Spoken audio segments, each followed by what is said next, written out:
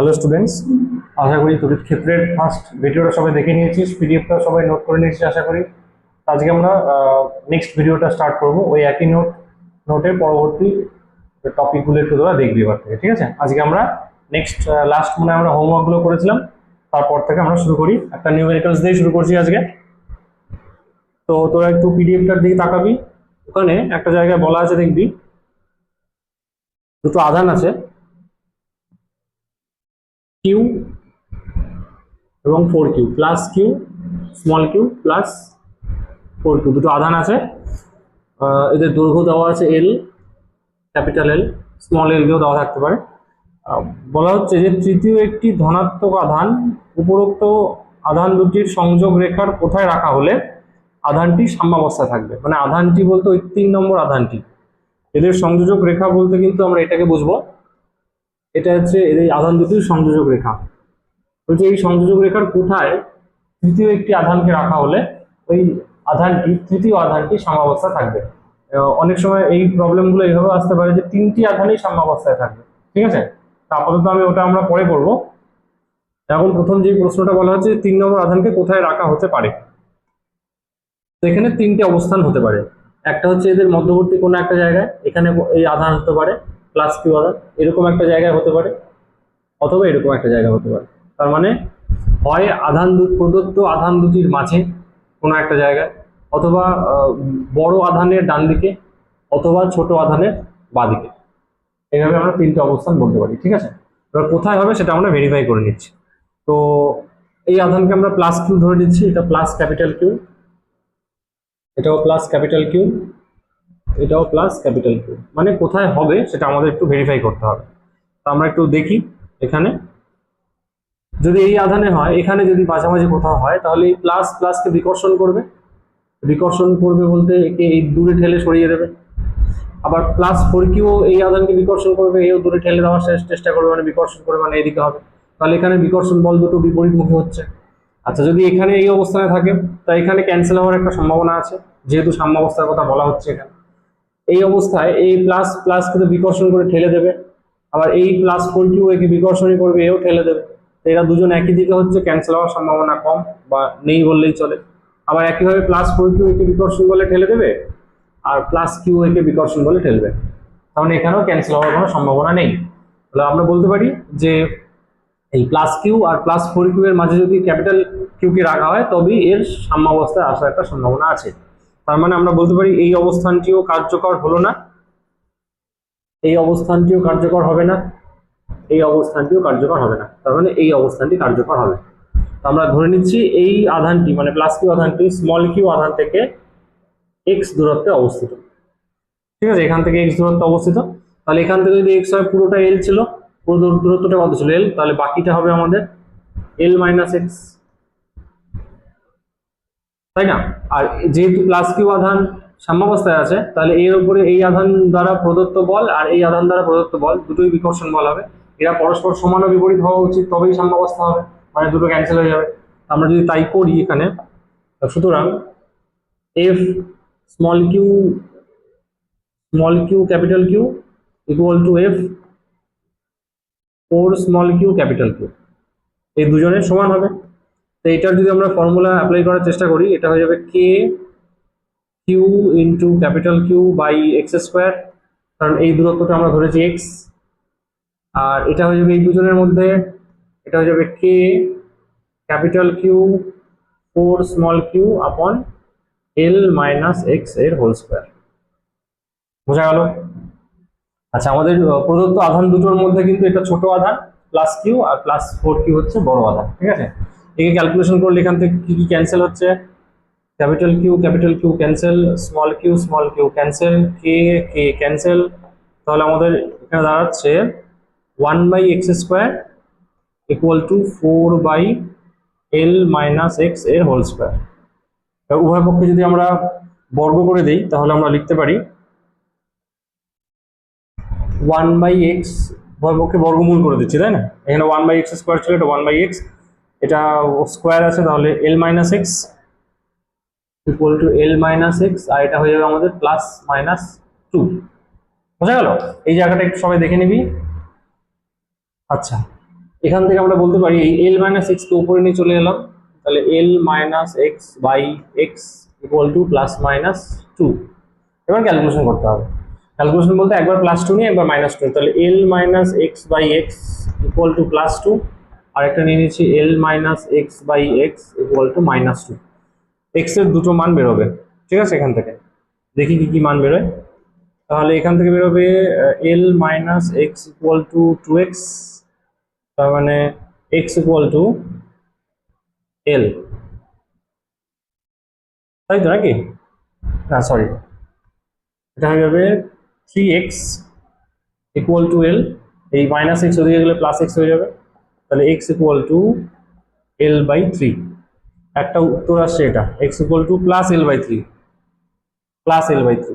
আর এখানে যদি ক্যালকুলেশন করি দেখি কি আসছে, এটা চলে আসছে L minus X equal to minus two X, তাহলে এটা হয়ে যাবে আমাদের L equal to minus X, L equal to minus X. এবার এই দুজনের মধ্যে কোন উত্তরটাকে আমরা নেব? L equal to minus X অথবা আচ্ছা এখানে X equal to minus L করবো না, কারণ এক্স এর মান বার করতে হবে আমাদের, তাহলে x equal to minus L. এবার এই দুটোর মধ্যে কোন অ্যান্সারটাকে আমরা নেবো? X equal to L by three positive. আমরা এই যদি ডায়াগ্রাম দেখি, তা যেহেতু কিউ আধানের সাপেক্ষে ধরা হচ্ছে, তাহলে ডান দিকটাকে আমরা ধনাত্মক ধরেছি, এই যে প্লাস এক্স, এটা অ্যাকচুয়ালি প্লাস এক্স। তাহলে যদি ঋণাত্মক আসে তাহলে সেটা বাঁ দিকে চলে যাবে, আর যেই বাঁ দিকে চলে যাবে তার মানে এই আধান দুটো থেকে বাইরে চলে গেল, অথচ বাইরে গেলে তো সাম্যাবস্থার কোনো জায়গা আসছে না, তাই না? তার মানে আমাদের কিন্তু ভেতরেই রাখতে হবে, অর্থাৎ আমাদের ধনাত্মক উত্তরটাকে নিতে হবে, মানে এল বাই থ্রি। এটা তাহলে নেওয়া যাচ্ছে না, এটাকে আমরা বলতে পারি এটা ক্যান্সেল হয়ে যাচ্ছে, আর এটাকে আমাদের নিতে হবে। অর্থাৎ যে আধানটি আমরা প্লাস কিউ আধান যেটা আমরা নিচ্ছি, তাকে আমাদের plus Q small Q R plus four small Q এদের মধ্যবর্তী জায়গায় রাখতে হবে, এবং প্লাস কিউ আধানটি স্মল কিউ আধান থেকে মানে ছোট আধান থেকে বা ক্ষুদ্র আধান থেকে এক্স দূরত্বে অবস্থিত হবে, যার মান এল বাই থ্রি। বোঝা গেল? এল বাই থ্রি ক্লিয়ার হচ্ছে এটা? মানে এল যদি তিন ভাগে ভাগ করি তার এক ভাগ হবে, তার এক ভাগ দূরত্ব হবে কোন আধান থেকে? ক্ষুদ্রতম আধান থেকে, বা বৃহৎ আধান থেকে কিন্তু কাছেই হবে, কারণ এল মাইনাস এক্স হবে, তাহলে এল বাই থ্রি মানে ক্ষুদ্র দূরত্ব, বাকিটা আরো দুই ভাগ এদিকে থাকবে, এক ভাগ দূরত্ব হবে, বাকি দুই তিন ভাগে ভাগ করি তাহলে আরো দুই ভাগ দূরত্ব এখান থেকে হবে। অর্থাৎ সোজা কথায় বলতে গেলে যে এই তৃতীয় আধানটি ক্ষুদ্রতম আধানের নিকটবর্তী হবে, ক্ষুদ্রতম আধানের নিকটবর্তী, এবং অবশ্যই এই দুটো আধানের মাঝামাঝি হতে হবে। ঠিক আছে, এইভাবে নির্ণয় করা আছে। আর একটা নোট দেওয়া আছে, ওই নোটটা খুব ইম্পর্টেন্ট, মানে এটা অনেক, যেহেতু এমসিকিউ আসে আমাদের, এমসিকিউ থেকে আমরা শর্টকাট ট্রিক থাকলে আমাদের মোটামুটি উত্তর করতে সুবিধা হবে। যদি এমন কিছু বলা থাকে ওখানে লেখা আছে, সবাই একটু খেয়াল করবে এই জায়গাটা। ধর যদি একই রকমের আধান থাকে, একই রকমের আধান, এটাও প্লাস এটাও প্লাস, যদি একই রকমের আধান থাকে তাহলে তৃতীয় আধানটি, এখানে তো তৃতীয় আধানকে ধনাত্মক বলেই দেওয়া আছে, তাহলে তৃতীয় আধান যদি ধনাত্মক হয় তাহলে অবশ্যই এদের মধ্যবর্তী জায়গায় অবস্থিত হবে, বাইরে হবে না। কারণ এখানে অবস্থিত হলে এ বিকর্ষণ করবে, এও বিকর্ষণ করবে, তাহলে ক্যান্সেল হওয়ার সম্ভাবনা আছে। যদি দুটো আধানের মধ্যে একটি ধনাত্মক অপর একটি ঋণাত্মক হয়, মানে একটি ধনাত্মক অপরটি ঋণাত্মক। এবার একটা তৃতীয় ধনাত্মক আধানের কথা বললো, এবার কিন্তু খুব ইম্পর্টেন্ট, যদি ধনাত্মককে এখানে রাখি তাহলে প্লাস প্লাসকে কি করবে? বিকর্ষণ করবে, আর মাইনাস প্লাস কি করবে? আকর্ষণ করবে। তার মানে এরা কিন্তু মাঝামাঝি থাকার যোগ্য হবে না, তখন কিন্তু চেঞ্জ করতে হবে, তাই না? তাহলে যদি দুটো একই প্রকৃতির আধান থাকে, মানে এটা প্লাস প্লাস না থাকে যদি মাইনাস মাইনাস হতো তাহলে হবে প্লাস বা মাইনাস, প্লাস বা মাইনাস, তাহলে তৃতীয় আধান যেটা সেটা বিপরীত চিহ্ন যুক্ত হচ্ছে, যদি প্লাস থাকে তাহলে প্লাস, আর মাইনাস থাকলে মাইনাস। যদি এখানে আমরা, আচ্ছা এই ছবিটা একটু আলাদা করে দেখাই, আমার মনে হয় সুবিধা হবে, এদের একটু পরে দেখাচ্ছি, ঠিক আছে? আচ্ছা, এরা ছিল প্লাস প্লাসের ক্ষেত্রে, এখানে থাকা যাবে না, এখানে প্লাস আধানকে রাখতে পারবো না, এখানেও প্লাস আধানকে রাখতে পারবো না, তার কারণ প্লাস প্লাসকে বিকর্ষণ করে বাইরের দিকে ঠেলবে, আর প্লাস প্লাসকে বিকর্ষণ করে বাইরের দিকে ঠেলবে, তাহলে এটা নেওয়া যাচ্ছে না। এখানেও ঠিক তাই, প্লাস প্লাসকে বিকর্ষণ করে বাইরের দিকে ঠেলবে, প্লাস প্লাসকে বিকর্ষণ করে বাইরের দিকে ঠেলবে, এটাও নেওয়া যাচ্ছে না। আচ্ছা, এর পরবর্তীতে এটা যদি আমরা মাইনাস নিতাম তাহলে কি অসুবিধা হতো একটু দেখে নিই। যদি মাইনাস নিতাম, এটা প্লাস, এটা প্লাস, এখানে মাইনাস, এটা মাইনাস, মাইনাস আধান, এখানেও একটা মাইনাস, মানে তিনটে পজিশনের মধ্যে সব জায়গায় দেখে নিচ্ছি। আচ্ছা, তাহলে এবার এই মাইনাসের উপরে এই প্লাস আকর্ষণ করবে এদিকে, এই মাইনাসের উপরে এই প্লাসও আকর্ষণ করবে, তার মানে এইদিকে। তাহলে বিপরীত দিক হচ্ছে এই মাইনাসকে এই প্লাস আকর্ষণ করবে এইদিকে হবে, এই মাইনাসকে এই প্লাসও আকর্ষণ করবে এইদিকে হবে, এই মাইনাসকে এই প্লাস আকর্ষণ করবে এইদিকে হবে, এই প্লাস এই মাইনাসকে আকর্ষণ করবে এইদিকে হবে। তার মানে এটাও হবে না, এটাও হবে না, এটা হবে, যেমন এটা হয়েছিল তেমন এটাও হবে। তার মানে যদি এখানে আধানগুলো একই প্রকৃতির হয় তাহলে তৃতীয় আধানটা যেমনই হোক, তৃতীয় আধান যেমনই হোক, ওরা সবসময় এই প্রদত্ত আধান দুটোর মাঝামাঝি হবে। ঠিক আছে, মাঝামাঝি বলতে মাঝখানের যে কোনো অবস্থান হবে। তাতে এরা যদি সমান পরিমাণে থাকে তাহলে একদম মধ্যবিন্দুতে হবে, আর এরা যদি সমান পরিমাণে না থাকে তখন ওই যে বললাম, আমরা দেখলাম যেটা ক্ষুদ্রতম আধানের কাছাকাছি হবে, ক্ষুদ্রতম আধানের কাছাকাছি হবে। এটা কিন্তু ইম্পর্টেন্ট। ঠিক আছে, এখানে একটু খেয়াল রাখতে হবে। যদি এখানে প্লাস আধান না থেকে মাইনাস আধানও থাকে তাহলেও কিন্তু একই কথা। যদি প্লাস আধান না থেকে, যেটা আমরা পরের পেজে দেখি, যদি প্লাস আধান না থেকে এই জায়গা দুটোতে যদি মাইনাস আধান থাকে তাহলেও কিন্তু একই রকম ঘটনা হবে। ধরে নিচ্ছি মাইনাস আধান আছে, এবার মাইনাস আধান আছে,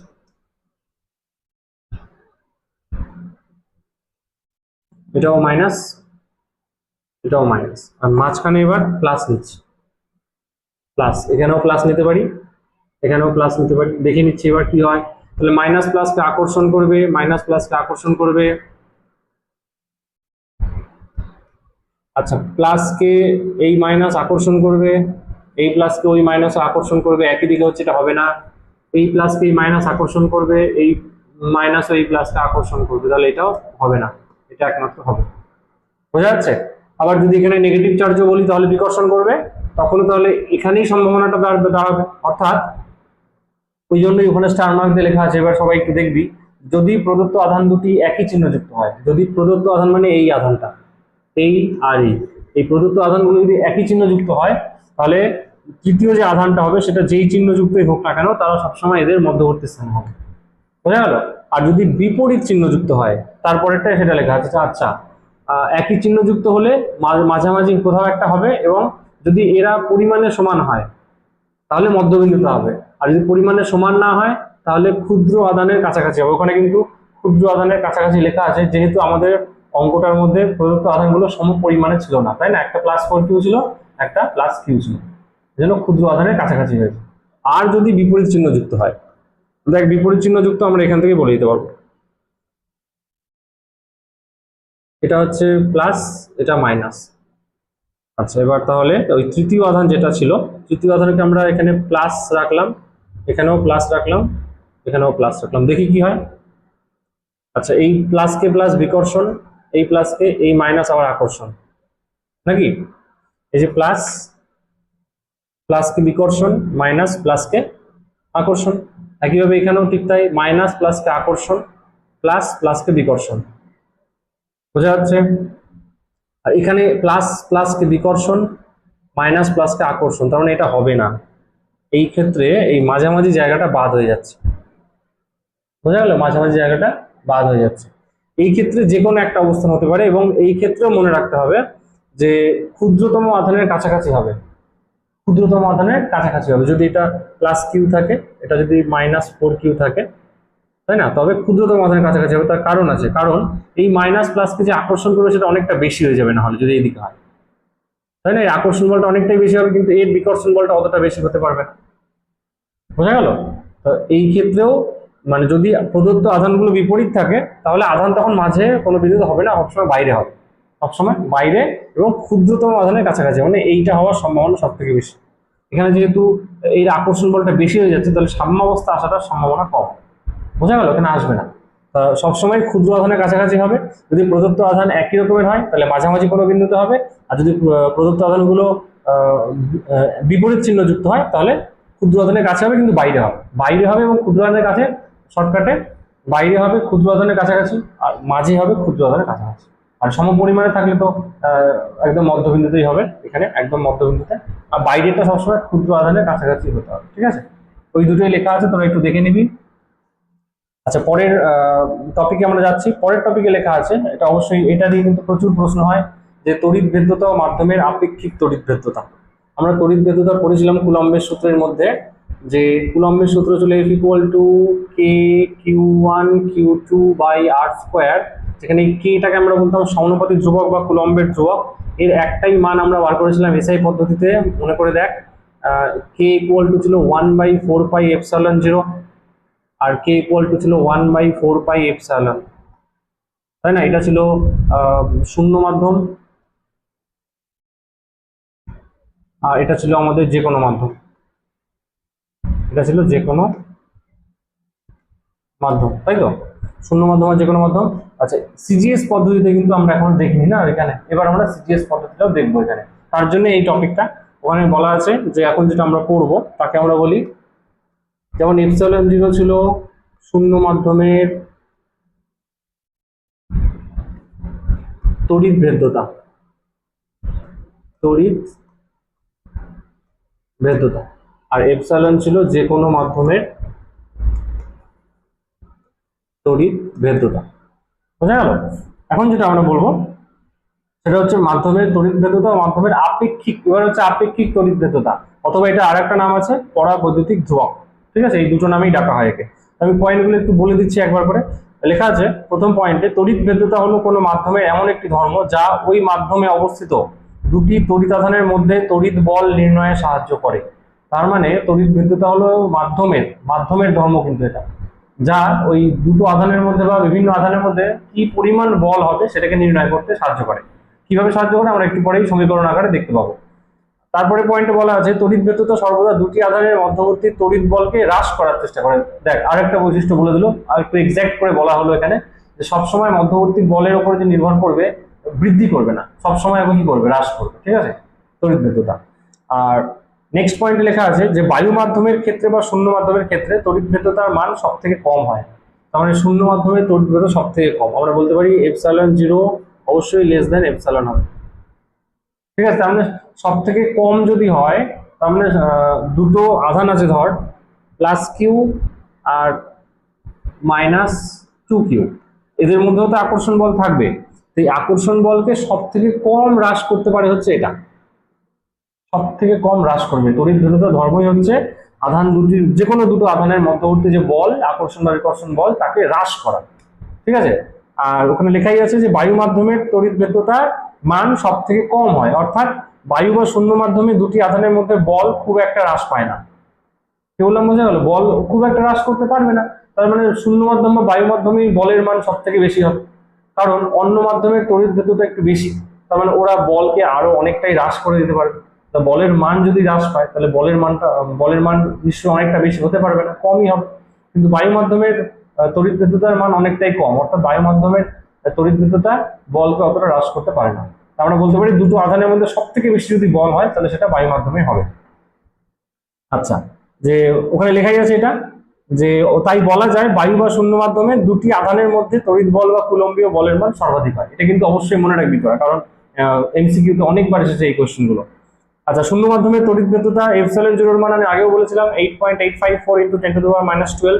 এপসাইলন জিরোর মান এটা ছিল 8.854 × 10⁻⁻12 কুলম স্কোয়ার নিউটন ইনভার্স আর মিটার -2, তাই না? আর যেটা ছিল 1/4πε0, সেটার মান বলেছিলাম 1/4πε0, এর মান ছিল 9 × 10⁻9।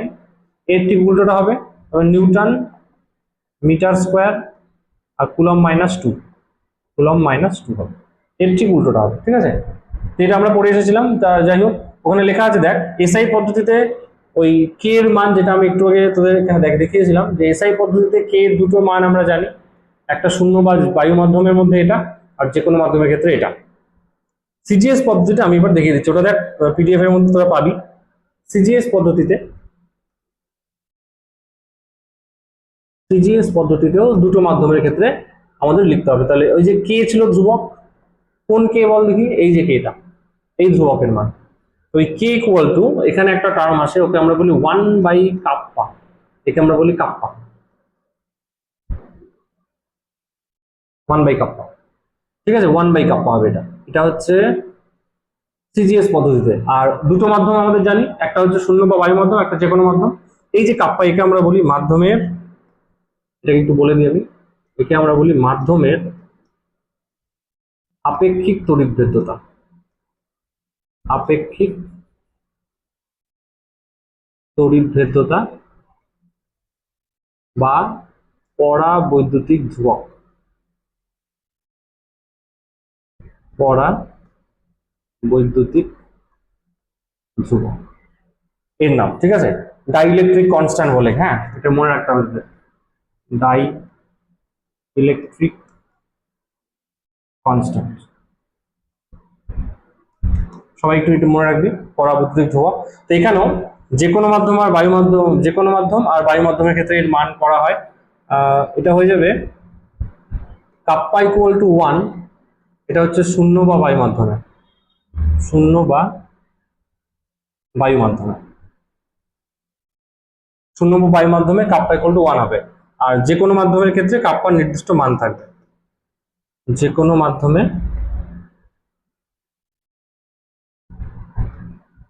কাপ্পাটাও দেখতে অনেকটা কে এর মতো, শুধু একটু স্টাইল করে লিখে দিবি, কাপ্পার একটি নির্দিষ্ট মান থাকবে, নির্দিষ্ট মান থাকবে। তা সিজিএস পদ্ধতিতে, আচ্ছা এখানে আমি একটু দেখিয়ে দিই, এটা একটু মনে রাখিস, শূন্য মাধ্যমে কাপ্পা হচ্ছে 1 হবে, আর যে কোনো মাধ্যমের ক্ষেত্রে কাপ্পার নির্দিষ্ট মান থাকবে। এখানে যখন আমি এই ফর্মুলাটা বলেছিলাম, তাহলে কুলম্বের সূত্রে দুটো রূপ আমরা লিখতে পারি, একটা হচ্ছে এটা দিয়ে, একটা হচ্ছে এটা। তার মানে একটা হবে 1/4πε0 Q1 Q2/r², একটা হবে এটা, আর একটা হবে এটা দিয়ে 1/4πε0 F equal to 1/4πε0, sorry epsilon 0 না, এপসাইলন 4πε Q1 Q2/r²। এসআই পদ্ধতিতে এই দুটো রূপ আমরা লিখতে পারি, এটা হচ্ছে শূন্য মাধ্যম বা বায়ু মাধ্যমের ক্ষেত্রে, এটা হচ্ছে যে কোনো মাধ্যমের ক্ষেত্রে। আরেকটা আমরা লিখতে পারি সিজিএস পদ্ধতিতে, যেটা আমরা এখনই দেখলাম, যে 1/কাপ্পা হয়, শূন্য মাধ্যমে কাপ্পা 1, আর যে কোনো মাধ্যমে কাপ্পার নির্দিষ্ট মান থাকে, মানে এটাই লিখতে হবে। তাহলে এর ক্ষেত্রে আমরা লিখতে পারি, এর ক্ষেত্রে আমরা লিখতে পারি F equal two 1/কাপ্পা Q1 Q2/r², এটা হচ্ছে যে কোনো মাধ্যমে, যে কোনো মাধ্যম, কারণ কাপ্পার নির্দিষ্ট মান থাকবে। আর F ইকুয়াল টু 1/1ই হবে, কারণ শূন্য মাধ্যমে তো 1 এর ভ্যালু। তো এখানে 1/1 না লিখে শুধুমাত্র Q1 Q2/r², এটা বায়ু মাধ্যম, শূন্য বা বায়ু মাধ্যম। এইভাবে আমরা একটু মনে রাখবো, বোঝা গেল? এই ছিল আমাদের সিজিএস পদ্ধতি আর এসআই পদ্ধতিতে কুলম্বের সূত্রের রূপ। আচ্ছা, ওখানে কাপ্পাকে লেখা আছে মাধ্যমের পরাবৈদ্যুতিক ধ্রুবক, একটু পিডিএফটা দেখে নিবি, বা আপেক্ষিক তড়িৎভেদ্যতা যার মান বায়ু বা শূন্য মাধ্যমের ক্ষেত্রে 1। তারপরে যেটা আমি লিখলাম এই দুটো, আর ওখানে এসআই পদ্ধতি দুটো, ওই দুটো লেখা আছে, দেখ সিজিএস এসআই পদ্ধতিতে দুটো মান লেখা আছে কুলম্বের বলের, আর সিজিএস পদ্ধতিতেও কুলম্বের বলে দুটো মান লেখা আছে। আর আপেক্ষিক তড়িৎভেদ্যতার একটা সংজ্ঞা দেওয়া আছে এখানে, আপেক্ষিক তড়িৎভেদ্যতা মানে কাপ্পা। কাপ্পা ইকুয়াল টু বলা আছে যে মাধ্যমের আপেক্ষিক তড়িৎভেদ্যতা বা পরাবৈদ্যুতিক ধ্রুবক নিম্নলিখিতভাবে লেখা যায়, লেখা আছে দেখবি যে কাপ্পা অথবা, আচ্ছা আপেক্ষিক তড়িৎভেদ্যতাকে আমরা এপসাইলন আর দিয়েও প্রকাশ করি। তার মানে আপেক্ষিক, এপসাইলন মানে হচ্ছে তড়িৎভেদ্যতা যে কোনো মাধ্যমে, তার নিচে একটা আর লিখে দিচ্ছে, মানে রিলেটিভ, রিলেটিভ পারমিটিভিটি, আপেক্ষিক তড়িৎভেদ্যতা। একে বলেছে এটা হচ্ছে অনুপাত একটা, কার কার অনুপাত, যে কোনো মাধ্যমে তড়িৎভেদ্যতা আর শূন্য মাধ্যমে তড়িৎভেদ্যতা, এই দুটোর অনুপাত হবে। যে কোনো মাধ্যমের তড়িৎভেদ্যতা আর শূন্য মাধ্যমের তড়িৎভেদ্যতার অনুপাত হবে, ঠিক আছে, এপসাইলন আর এপসাইলন 0। একটা জিনিস আমরা একটু আগেই দেখেছিলাম, তোদের আমি লিখিয়েছিলাম, এই যে এই কথাটা সবাই মনে রাখবো, ঠিক আছে, যে যে কোনো মাধ্যমে তড়িৎভেদ্যতা অবশ্যই শূন্য মাধ্যমের থেকে বেশি হয়, তার মানে শূন্য মাধ্যমে তড়িৎভেদ্যতা সব থেকে কম। আর তড়িৎভেদ্যতার মানেটাও মনে রাখতে হবে, তড়িৎভেদ্যতা মানে হচ্ছে দুটো আধানের মধ্যবর্তী বলকে হ্রাস করবে। তা যেহেতু শূন্য মাধ্যমের পরিমাণটা তড়িৎভেদ্যতার মান সব থেকে কম, তাহলে ও সব থেকে কম হ্রাস করতে পারবে বলকে, ঠিক আছে। বাট যে কোনো মাধ্যমের তড়িৎভেদ্যতা কিন্তু সব থেকে বেশি হ্রাস করতে পারবে। তাই আমরা বলতে পারি যে শূন্য মাধ্যমে দুটো আধানের মধ্যে তড়িৎ বল সব থেকে বেশি হবে, তড়িৎ বল সব থেকে বেশি হবে, আমরা প্রমাণ করবো, ঠিক আছে, ম্যাথামেটিক্যালি। দেখ আমরা কি জানি যে এপসাইলন অবশ্যই গ্রেটার দেন এপসাইলন জিরো হবে, epsilon greater than epsilon zero আমরা জানি। আর কাপ্পা মানে আমরা এখানে দেখতে পাচ্ছি এপসাইলন বাই এপসাইলন জিরো। তো এটাকে আমি একটু ঘুরিয়ে লিখে দিচ্ছি, তাহলে আমাদের বলতে সুবিধা হবে। এটা হয়ে যাবে, আচ্ছা এক কাজ করি, এপসাইলন জিরোকে নিচে নিয়ে চলে আসে, তাহলে epsilon by epsilon zero greater than এখানে 1 হয়ে যাবে, উভয় পক্ষে আমরা এপসাইলন জিরোতে ভাগ করে দিলাম। এপসাইলন বাই এপসাইলন জিরো মানে হচ্ছে কাপ্পা অথবা এপসাইলন আর, তাহলে কাপ্পা বা এপসাইলন আর অবশ্যই গ্রেটার দেন 1 হবে। এটা তাহলে আমরা এখন থেকে মনে রাখবো, এই প্রত্যেকটা ইনফরমেশন থেকে কিন্তু শর্ট কোশ্চেন আসতে পারে।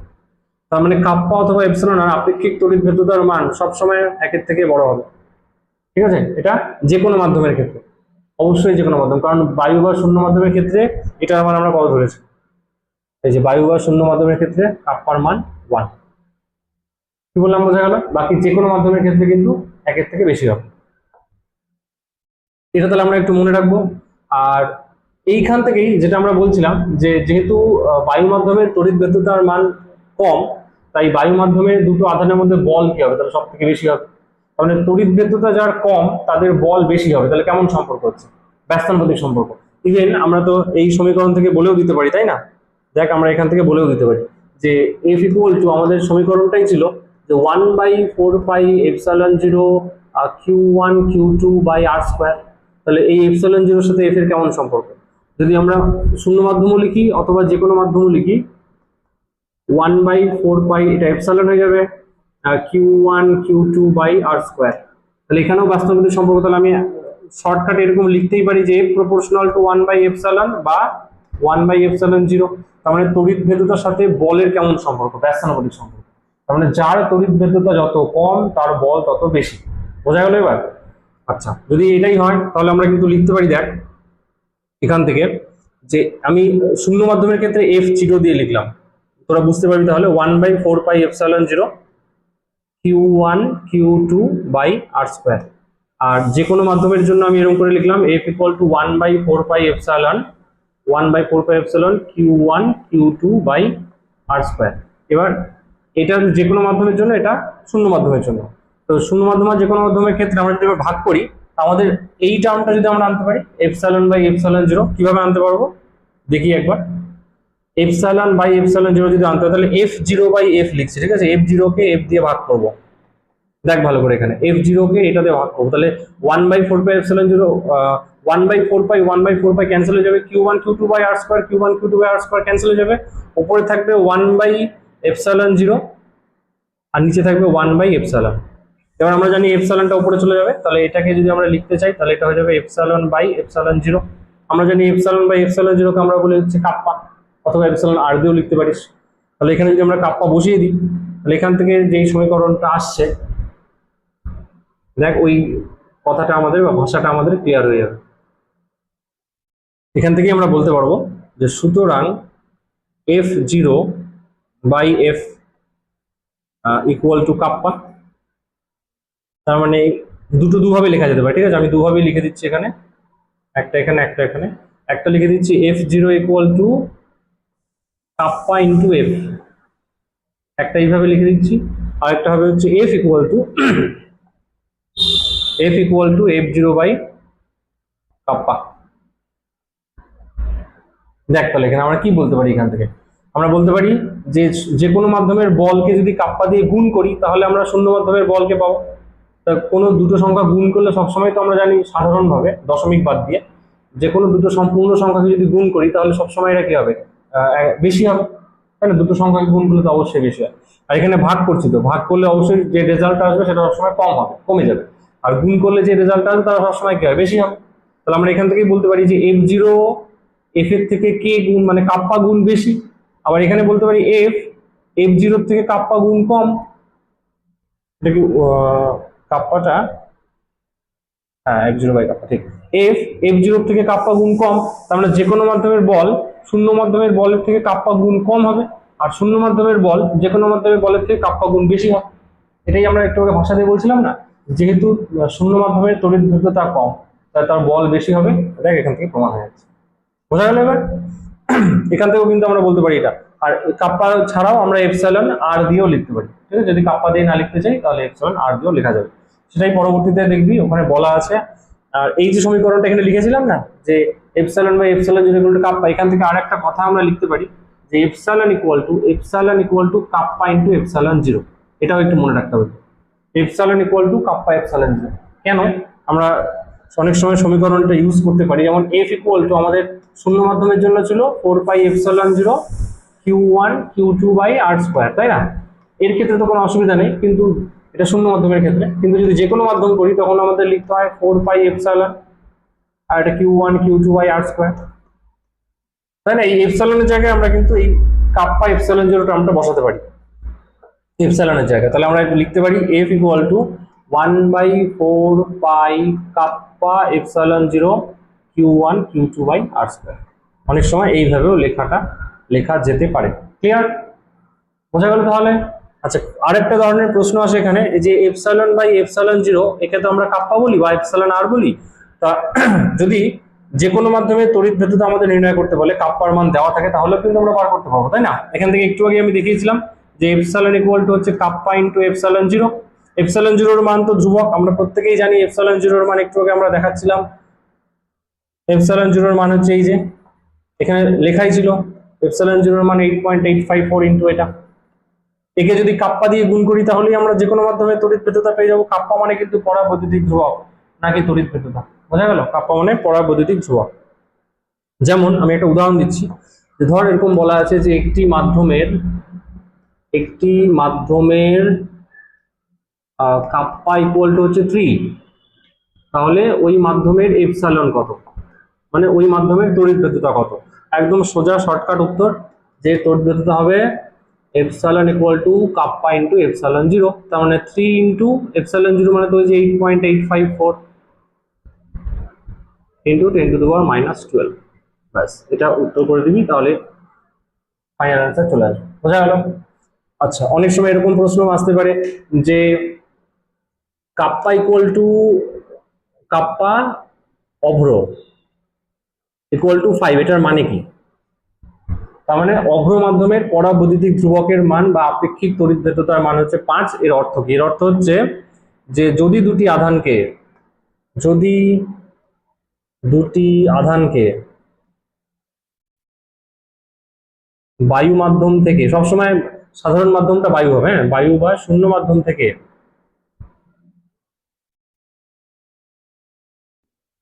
অভ্র মাধ্যমে নিয়ে যাওয়া হয়, তবে তাদের মধ্যবর্তী বলের মান 5 গুণ বৃদ্ধি পাবে। বৃদ্ধি পাবে না হ্রাস পাবে? বায়ু থেকে নিয়ে যাওয়া হচ্ছে, তাহলে হ্রাস পাবে, 5 গুণ হ্রাস পাবে। এইভাবেও লিখতে পারিস, অথবা তোরা বলতে পারিস যদি অভ্র মাধ্যম থেকে বায়ু মাধ্যমে নিয়ে যাওয়া হয় তাহলে কিন্তু 5 গুণ বৃদ্ধি পাবে, তাই না? আমরা তো একটু আগেই দেখলাম যে বায়ু বা শূন্য মাধ্যমের বল সব থেকে বেশি হয়, আর বাকি যে কোনো মাধ্যমের বল তার থেকে কমই হবে। তাই আমরা কি লিখলাম, যদি দুটি আধানকে বায়ু বা শূন্য মাধ্যম থেকে অভ্র মাধ্যমে নিয়ে যাওয়া হয় তবে তাদের মধ্যবর্তী বলের মান 5 গুণ হ্রাস পাবে। আর যদি উল্টোটা লিখতাম যে অভ্র মাধ্যম থেকে বায়ু মাধ্যমে নিয়ে যাওয়া হচ্ছে, তাহলে অবশ্যই বল 5 গুণ বৃদ্ধি পাবে। তড়িৎ ভেদ্যতা দিয়েও লিখতে পারি যে শূন্য মাধ্যমে যা তড়িৎ ভেদ্যতা ছিল, অভ্র মাধ্যমে নিয়ে গেলে তার তড়িৎ ভেদ্যতা 5 গুণ বৃদ্ধি পাবে। এই যে এখান থেকে যেটা বলতে পারি আমরা, কিছু কাপ্পা ইন্টু এপসাইলন জিরো, তাই না? যে কোনো মাধ্যমের তড়িৎ ভেদ্যতা শূন্য মাধ্যমের তড়িৎ ভেদ্যতার কাপ্পা গুণ, তার মানে 5 গুণ বৃদ্ধি পাবে তড়িৎ ভেদ্যতা। ওইভাবে লিখলেও হবে, তার মানে একে আমরা এইভাবেও লিখতে পারি। সেটা তোরা দেখে নিবি যে প্রশ্নের মধ্যে কি বলা আছে, অবশ্যই সেটা কিন্তু দেখে নিবি যে প্রশ্নের মধ্যে কি বলা আছে, ওই হিসাবে কিন্তু উত্তরগুলো লিখতে হবে। আর এখন যেহেতু কোশ্চেনের প্যাটার্ন দিন দিন চেঞ্জ হচ্ছে, প্রশ্ন অবশ্যই ভালো করে পড়ে নিবি, ঠিক আছে? এখানে এটাও লিখতে পারিস যে যদি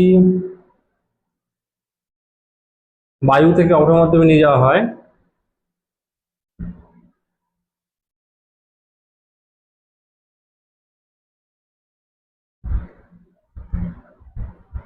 অভ্র মাধ্যমে নিয়ে যাওয়া হয় তবে তড়িৎ ভেদ্যতার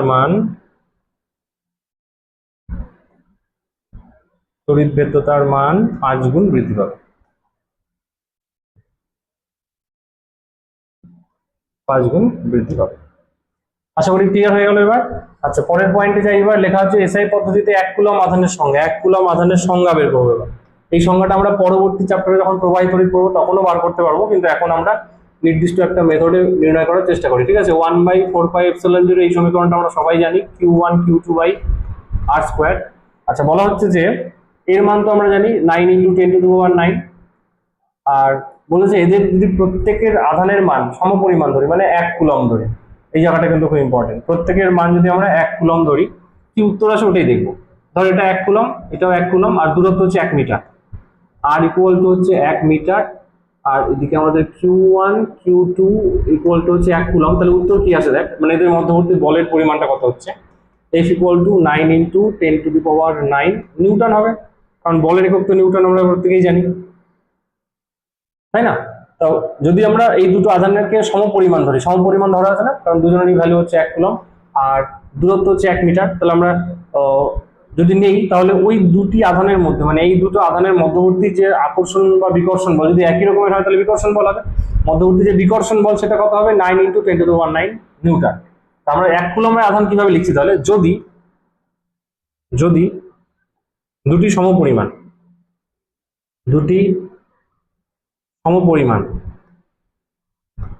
আধানকে বায়ু মাধ্যমে রাখা হলে বায়ু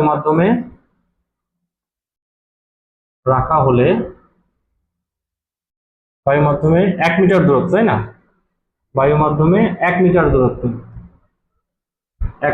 দূরত্বে রাখা হলে তারা পরস্পরকে, একদম সমীকরণ থেকে সংজ্ঞা এটা, পরস্পরকে 9 × 10⁹ নিউটন বলে বিকর্ষণ করে। যদি করে, তবে দেখ ভালো করে বোঝ, যদি দুটি সমপরিমাণ আধানকে, এখন কতটা আধান তো আমরা জানি না, সমপরিমাণ আধান বলা হচ্ছে এখানে, সমপরিমাণ আধানকে বায়ু মাধ্যমে 1 মিটার দূরত্বে রাখা হলে তারা পরস্পরকে এই পরিমাণ বল দিয়ে বিকর্ষণ করে, তবে ওই আধানগুলোর পরিমাণ কত হবে, 1 কুলম। ওই কথাটাই লিখতে হবে আমাদের, বিকর্ষণ করে, তবে আধান দুটির প্রত্যেকটিকে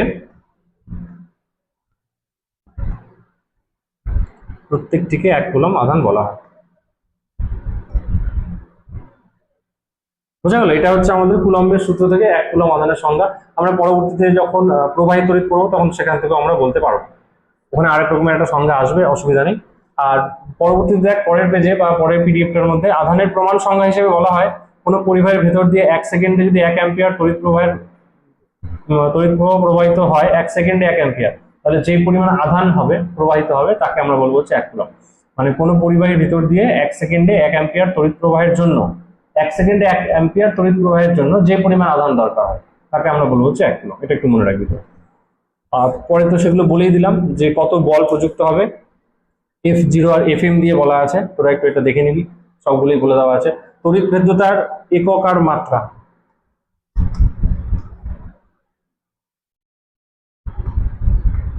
তড়িৎ ভেদ্যতার একক ও মাত্রা, এটা তো তোরা সমীকরণ থেকেই নির্ণয় করতে পারবি। তড়িৎ ভেদ্যতার একক আর মাত্রা, ওই F equal to 1/4πε0 Q1 Q2/r²। এখান থেকে ε0 যদি এখানে চলে যায় তাহলে এটা হয়ে যাবে Q1 Q2/4πfr²। এককগুলো লিখে দিচ্ছি আপাতত। Q1 Q2 মানে হচ্ছে এখানে কুলম স্কয়ার হয়ে যাবে, 4π এর কোনো একক নেই, F মানে নিউটন, আর দূরত্ব মানে মিটার স্কয়ার, তাহলে এই হচ্ছে আমাদের একক। তাহলে একক হয়ে গেল coulomb square, newton inverse, metre square. বোঝা গেল এপসাইলন এর একক এটা, ε0। যদিও আমরা একটু আগে লিখেছিলাম, কিন্তু তোরা মনে করে দেখ, ε0 এর একক লিখেছিলাম না শুরুতে, এই যে এখানে ε0 এর একক ছিল coulomb square, newton inverse, metre -2। দেখ ওটাই লেখা আছে আমাদের, কুলম স্কয়ার, নিউটন ইনভার্স ও মিটার -2 হবে না, এটা নিচে ছিল মিটার স্কয়ার, উপরে ছিল -2। বোঝা গেল? এটা হচ্ছে একক। এর যদি মাত্রা বার করতে চাই তাহলে এপসাইলন জিরোর মাত্রা হবে, সবার মাত্রা বের করি। কুলম্ব মানে হচ্ছে কিউ, এর মাত্রা হবে আই ইন্টু টি, এটা আমরা 11-এ পড়েছিলাম, I into T. Newton inverse আছে, তাহলে নিউটন মানে তো M L T minus two, M L T minus two, এটা হয়ে যাবে এম ইনভার্স এল ইনভার্স, আর টি মাইনাস টু ছিল তাহলে টি স্কোয়ার হয়ে যাবে। এটা এম মানে হচ্ছে লেন্থ, তাহলে এল মাইনাস টু। একে যদি আমরা সিম্পলিফাই করি তাহলে এর মাত্রা দাঁড়াচ্ছে, সবাই বুঝতে পারছিস আশা করি। এটা নিউটন মানে কিন্তু নিউটনের মাত্রাটা মনে রাখবি, নিউটনের মাত্রা হচ্ছে M L T minus two, বলের মাত্রা যেটা M L T minus two. এটাই মাইনাস ওয়ান দিয়ে সবাইকে গুণ করবো, তাহলে M to the power minus one, L to the power minus one, আর T to the power two হয়ে যাবে শুধু। একে যদি আমরা ক্যালকুলেট করে লিখি এবার, তাহলে এটা হয়ে যাচ্ছে আমাদের এম ইনভার্স এল হয়ে যাবে আমাদের মাইনাস থ্রি, টি হয়ে যাচ্ছে আমাদের থ্রি, টি আমাদের থ্রি হচ্ছে তাই না, টি স্কোয়ার ছিল, ও এটা কুলম্ব স্কোয়ার ছিল এখানে, হ্যাঁ এটা কুলম্বের স্কোয়ার আছে, তাহলে এটা আই স্কোয়ার টি স্কোয়ার, তাহলে M inverse L minus three T square, T square মানে T to the power four, T to the power four আর আই স্কোয়ার, এই হচ্ছে মাত্রা। বোঝা গেল? এটা হচ্ছে আমাদের তড়িৎ ভেদ্যতার একক, এখানে একক, এটা হচ্ছে একক, এটা হচ্ছে আমাদের মাত্রা। দুটোই মনে রাখবি তোরা, শর্ট কোশ্চেনের জন্য ভেরি ভেরি ইম্পর্টেন্ট।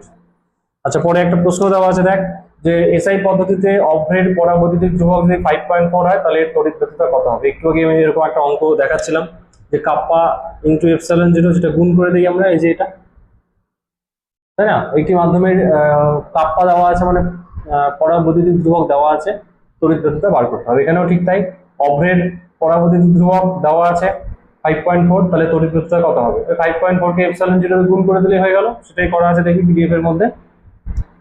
জলের পরাবৈদ্যুতিক ধ্রুবক 81 এর তাৎপর্যকে, এই যে তোকে জিজ্ঞেস করছিলাম যে পরাবৈদ্যুতিক ধ্রুবক এর তাৎপর্য লেখা আছে দেখ, শূন্য মাধ্যমে দুটি আধানের মধ্যে যে বল কার্যকর হয়, আধান দুটিকে জলে রাখা হলে ওই বলের মান তার 1/81 হবে। 1/81 মানে কমে যাচ্ছে, 1/81 তো, তাহলে আমরা এইভাবে লিখতে পারি যে 81 কমে যাবে বা 81 গুণ কম হবে, অথবা 1/81 গুণ হবে। বোঝা গেল একই কথা দুটোর মানে। আচ্ছা, পরেরটা চলে যাচ্ছি, পরের পেজে দুটো কোয়েশ্চেন লেখা আছে যে বায়ু মাধ্যমে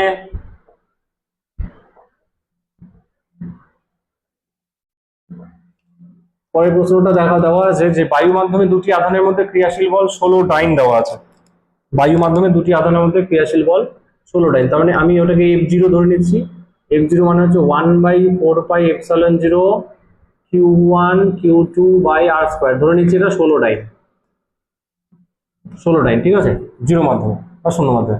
বলেছে আধান দুটিকে অন্য মাধ্যমে সমদূরত্বে রাখা হলে বল হবে 4 ডাইন, অন্য মাধ্যমে। এবার যে কোনো একটা অন্য মাধ্যম নিয়ে যাচ্ছে, তাহলে এফ এম ধরলাম অন্য মাধ্যমকে, 1/8 সেটা হয়ে যাবে 4 এপসাইলন জিরো, সরি এপসাইলন হবে, অন্য মাধ্যমে যেহেতু রাখা আছে। তো Q1 Q2 বাই সমদূরত্ব বলা আছে, তাহলে এটা আর স্কোয়ারই থাকবে, ইকুয়াল টু হয়ে যাচ্ছে 4 ডাইন। কি কোশ্চেন যে মাধ্যমের পরাবৈদ্যুতিক ধ্রুবকের মান কত হবে। আমরা জানি এপসাইলনকে এইভাবে চেঞ্জ করে লেখা যায় 1/4 kappa into epsilon zero Q1 Q2 by R square equal to হচ্ছে 4 ডাইন। জাস্ট ভাগ করে দিই বা এফ জিরো বাই এফ, তাই না, ভাগ করে যদি দিই তাহলে F zero by F M equal to হয়ে যাবে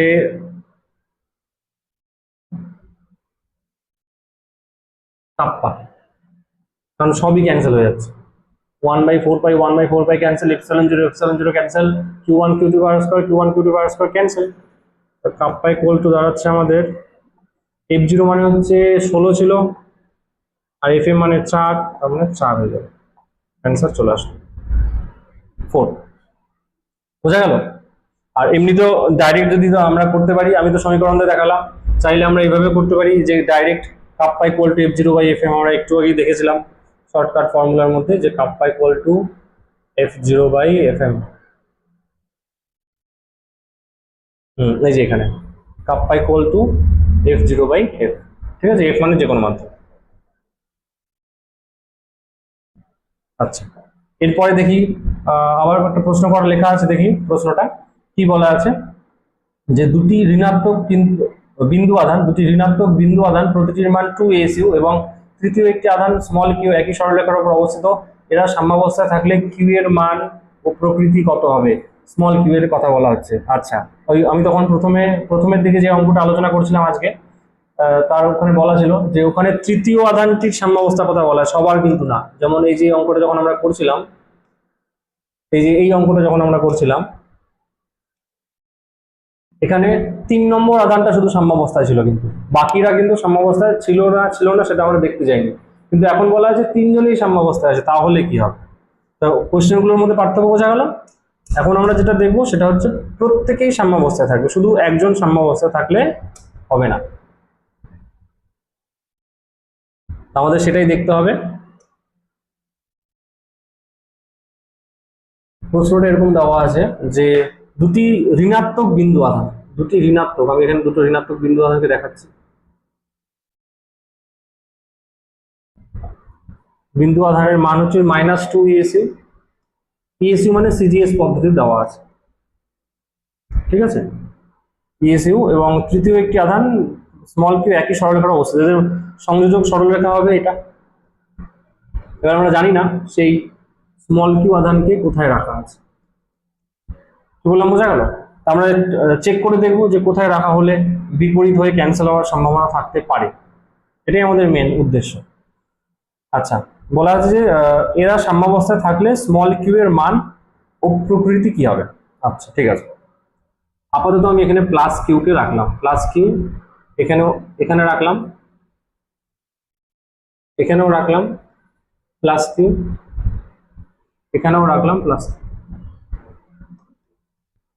প্লাস। দেখি এবার বলগুলো ক্যান্সেল হয় না, একই দিকে হয়। তো মাইনাস প্লাসকে আকর্ষণ করবে এইদিকে, মাইনাস প্লাসকে আকর্ষণ করবে এইদিকে, তাহলে এ সাম্যাবস্থায় আছে। শুধু এবারে শর্তটা কি, শুধু একে দেখলে হবে না, আমাদের প্রত্যেককে দেখতে হবে, কি বললাম বোঝা গেল? আচ্ছা, তার আগে আমি একটু এইভাবে লিখে দিই।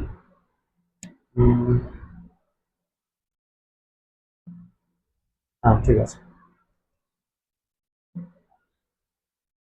আচ্ছা, এই সাম্যাবস্থায় আছে, এবার একে দেখবো এই সাম্যাবস্থায় আছে কিনা। মাইনাসকে প্লাস আকর্ষণ করবে, তার মানে এই দিকে। এরা তো পরে, এরা তো বাইরে আছে, বাইরে নিয়ে এখনো আলোচনা হচ্ছে না, জাস্ট ভেতরেরটাকে নিয়ে আলোচনা হচ্ছে। তাহলে এই আধানকে মাইনাসকে এই প্লাস আকর্ষণ করবে, আর এই মাইনাস আবার এই মাইনাসকে বিকর্ষণ করবে, তার মানে এখানেও বিপরীত হওয়ার সম্ভাবনা আছে, কি বললাম বোঝা গেল? একেও চেক করি, এই মাইনাসকে এই প্লাস আকর্ষণ করবে, তার মানে এইদিকে, আর এই মাইনাসকে এই মাইনাস বিকর্ষণ করবে, তার মানে এইদিকে। তার মানে যদি মাঝামাঝি থাকে তাহলে প্রত্যেকেরই একটা ক্যান্সেল হওয়ার সম্ভাবনা আছে, তার মানে এই তিনজনেরই সাম্যাবস্থা থাকার একটা সম্ভাবনা আছে। কিন্তু যদি এই অবস্থানগুলোকে আমি এখন আপাতত দেখাচ্ছি না, একবারই দেখাই সুবিধা হবে।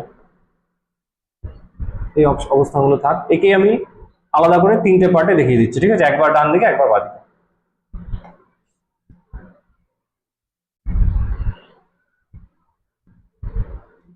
তাহলে এখানে একটা সম্ভাবনা আছে, এখানে সম্ভাবনা আছে।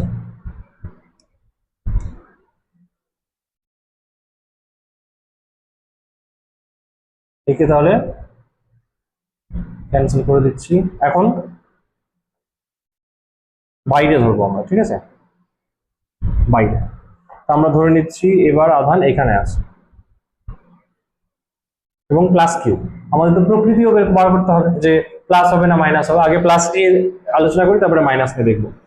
তা এটাও যখন প্লাস হলো, এবার চেক করি, প্লাসকে এই মাইনাস আকর্ষণ করবে এইদিকে, এই প্লাসকে ওই মাইনাস আকর্ষণ করবে এইদিকে, তাহলে এটা হচ্ছে না, ডিসব্যালেন্স হয়ে গেল, তাই না? তাহলে এই অবস্থানে যে কোনো একজনই যদি ডিসব্যালেন্স অবস্থায় থাকে তাহলে কিন্তু আর কাজ করা যাবে না, যে কোনো একজনও যদি ডিসব্যালেন্স অবস্থায় থাকে তাহলে কিন্তু আমরা কাজ করতে পারবো না। আচ্ছা, অসুবিধা নেই, একে একবার দেখে নেই এর অবস্থা কি আছে। তাহলে মাইনাস, এই মাইনাসকে এই প্লাস আকর্ষণ করবে এইদিকে, এই মাইনাসকে এই মাইনাস বিকর্ষণ করবে এইদিকে, এই মাইনাসকে এই প্লাস আকর্ষণ করবে এইদিকে, এই মাইনাসকে এই মাইনাস বিকর্ষণ করছে, তাই না? তাহলে এটা এদিকে থাকার কথা। এই মাইনাসকে এই মাইনাস বিকর্ষণ করলো, এই মাইনাসকে এই প্লাস আকর্ষণ করলো, তার মানে তিনজনের মধ্যে শুধুমাত্র এর সাম্যাবস্থায় থাকার একটা সম্ভাবনা আছে, বাকি কিন্তু কেউই সাম্যাবস্থায় নেই, তাহলে এটাও হচ্ছে না। এই ঘটনাটা যদি ওই দিকেও রাখি তাও একই হবে, তাই না? এরই তো রিপিটেশন হবে, তাহলে সাম্যাবস্থায় আর থাকা যাবে না। অর্থাৎ যদি একই রকমের আধান থাকে তাহলে তৃতীয় আধানকে অবশ্যই এদের মধ্যবর্তী জায়গায় রাখতে হবে। আচ্ছা, এইবার এটা প্লাস ছিল, এটাকেই মাইনাস নিয়ে চেক করবো এবার, কারণ আমাদের প্রকৃতিও নির্ণয় করতে হবে। তো যদি মাইনাস নিয়ে চিন্তা করি তাহলে একবার দেখি কি দাঁড়ায়, এখানেই দেখাচ্ছি। যদি মাইনাস নিয়ে করতাম তাহলে কি দাঁড়ায়, এটা জয়েনিং লাইন। যদি আমরা এখানে মাইনাস আধানকে রাখতাম, এটা -2, এটা -2, এটা -2, এবার দেখি কি হয়। ঠিক আছে, তাহলে এটা মাইনাস, এর উপরে মাইনাস মাইনাসকে বিকর্ষণ, মাইনাস মাইনাসকে বিকর্ষণ, এটা ক্যান্সেল হওয়ার সম্ভাবনা আছে, কিন্তু এই দুটোকেও তো চেক করতে হবে, কারণ এখন সাম্যাবস্থা থাকলে তিনজনেই থাকবে। আচ্ছা, এর উপরে মাইনাস, মাইনাসকে এই মাইনাস তো বিকর্ষণ করবে, তার মানে এইদিকে এই মাইনাসকে এই মাইনাসে বিকর্ষণ করবে, এইদিকে, তার মানে হচ্ছে না। কোনো, আমি বললাম এই এই কন্ডিশনে কোনো একজন যদি ক্যান্সেল হয়ে যায় তাহলে আর সেটা হবে না, ধরা যাবে না। এই জিনিসটা এর উপরেও ভ্যালিড হচ্ছে, মাইনাস মাইনাসকে বিকর্ষণ করবে, তার মানে এইদিকে, আবার এই মাইনাসকে বিকর্ষণ করবে এইদিকে, তার মানে এটা হচ্ছে না। আর বাইরে থাকলে তো সম্ভাবনাই নেই। যদি বাইরে রাখি তাহলে দেখি একবার কি দাঁড়ায়। এরা যদি বাইরে থাকে, মানে আমি বলতে চাইছি এখানে যখন প্লাস কিউ আধানকে বাইরে রেখে প্রবলেম সলভ হচ্ছিল না, আমরা মাইনাস কিউ কেও যদি বাইরে রাখি দেখি প্রবলেম সলভ হয় কি। ঠিক আছে, আবার চেক করে নিই। আচ্ছা, এদের আমরা আলাদা আলাদা করে বক্সের মধ্যে রাখার চেষ্টা করি।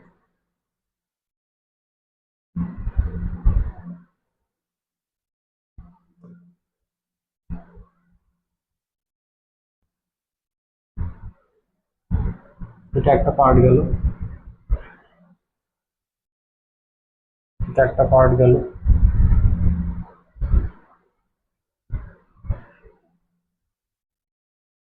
এটা একটা পার্ট গেল,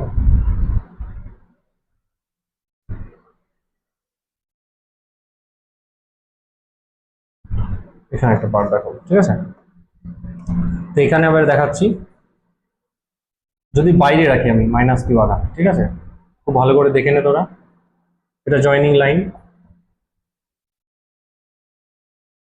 এইবার মাইনাস কিউ আধানকে ভেতরে রাখতে তো হচ্ছে না, এবার বাইরে রেখে দেখি কি হয়। এখানে মাইনাস কিউ আছে, চেক করে নিই এবার যে আদৌ হচ্ছে কিনা। তো এটা তো আমাদের -2 ছিল, এটাও -2 ছিল, দেখে নিই।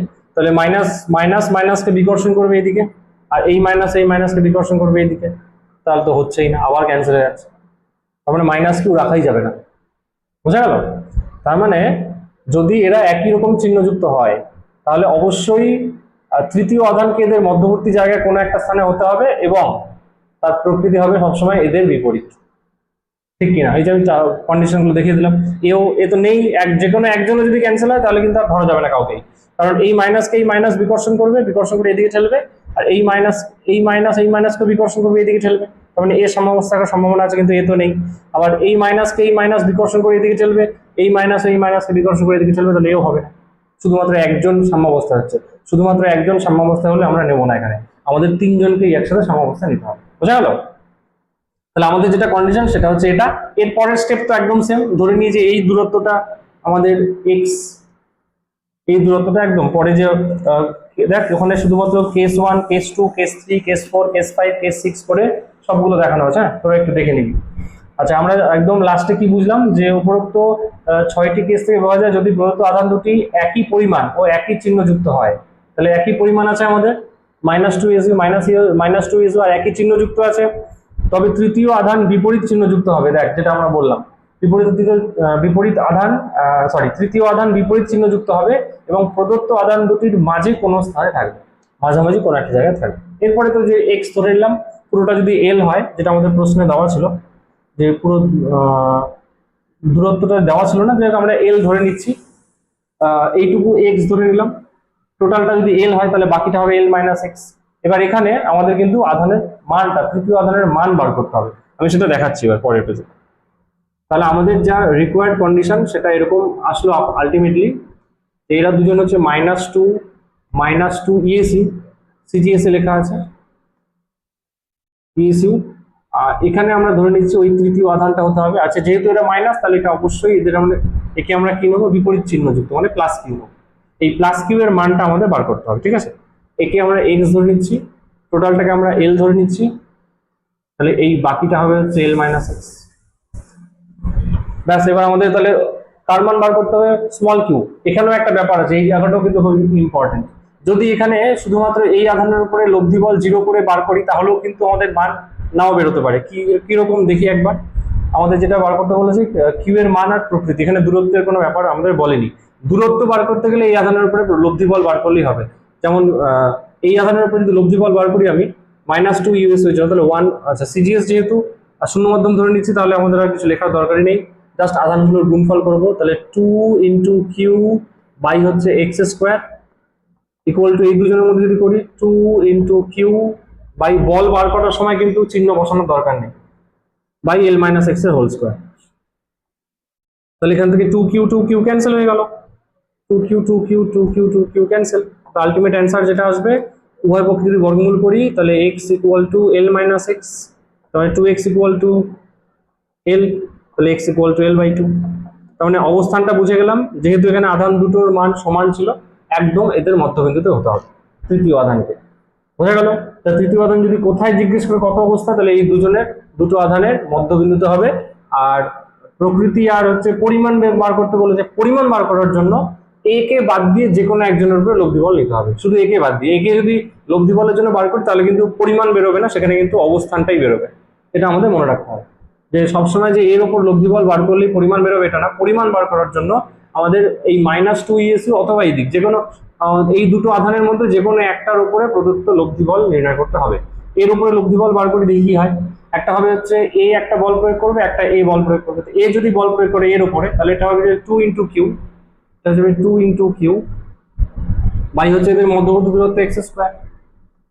আর যখন এই দুজনের উপরে করবো, তাহলে 2 ইন্টু 2 হয়ে যাবে। এবার 2 ইন্টু 2, আবার এদের দূরত্ব কিন্তু টোটাল দূরত্ব কত ছিল, এল, বাই হচ্ছে এল স্কোয়ার। এই হচ্ছে ব্যাপার, বোঝা গেল? এবার এদের যখন ক্যালকুলেশন করব, এখান থেকে তো একটা পার্ট ক্যান্সেল হয়ে যাচ্ছে, মানে একটা টু ক্যান্সেল হচ্ছে। আমাদের স্মল কিউ এর মান চাই। তার মধ্যে যদি মানগুলো বসাই আমরা, এটা দাঁড়াচ্ছে এক্স স্কোয়ার। আচ্ছা, কিউ এর মানটা বার করি। Q equal to x square by 2x square by L square, Q equal to 2x square by L square. এবার এই এক্স এর জায়গায় এই মানটা বসিয়ে দেবো, এল বাই 2। তাহলে কিউ ইকুয়াল টু হয়ে যাবে 2 ইন্টু ওটা এল বাই 2, তার মানে এল স্কোয়ার বাই 4 এল স্কোয়ার। এখানে এল স্কোয়ার ক্যান্সেল হয়ে গেল, আর 2 দিয়ে কাটলে 1/2, তাহলে কিউ ইকুয়াল টু হচ্ছে হাফ। তার মানে তৃতীয় আধানের মান হবে হাফ ইএসি। বোঝা গেল? তৃতীয় যে আধানটা হবে তার মান হবে হাফ ইএসি। ওই যে আধানের মান আর প্রকৃতি দিয়েছে অপশনের মধ্যে, হাফ মানে কত, 0.5, তো আমরা 0.5 ইএসি বলতে পারি, 0.5 ইএসি। বোঝা গেল? আচ্ছা, নেক্সট অঙ্কে যাই। তোরা সবাই একটু পরপর এগুলো কিন্তু নোট ডাউন করে নিস, আর যেটা বুঝতে অসুবিধা অবশ্যই গ্রুপে শেয়ার করবি। আমরা নেক্সট অঙ্কটা করবো।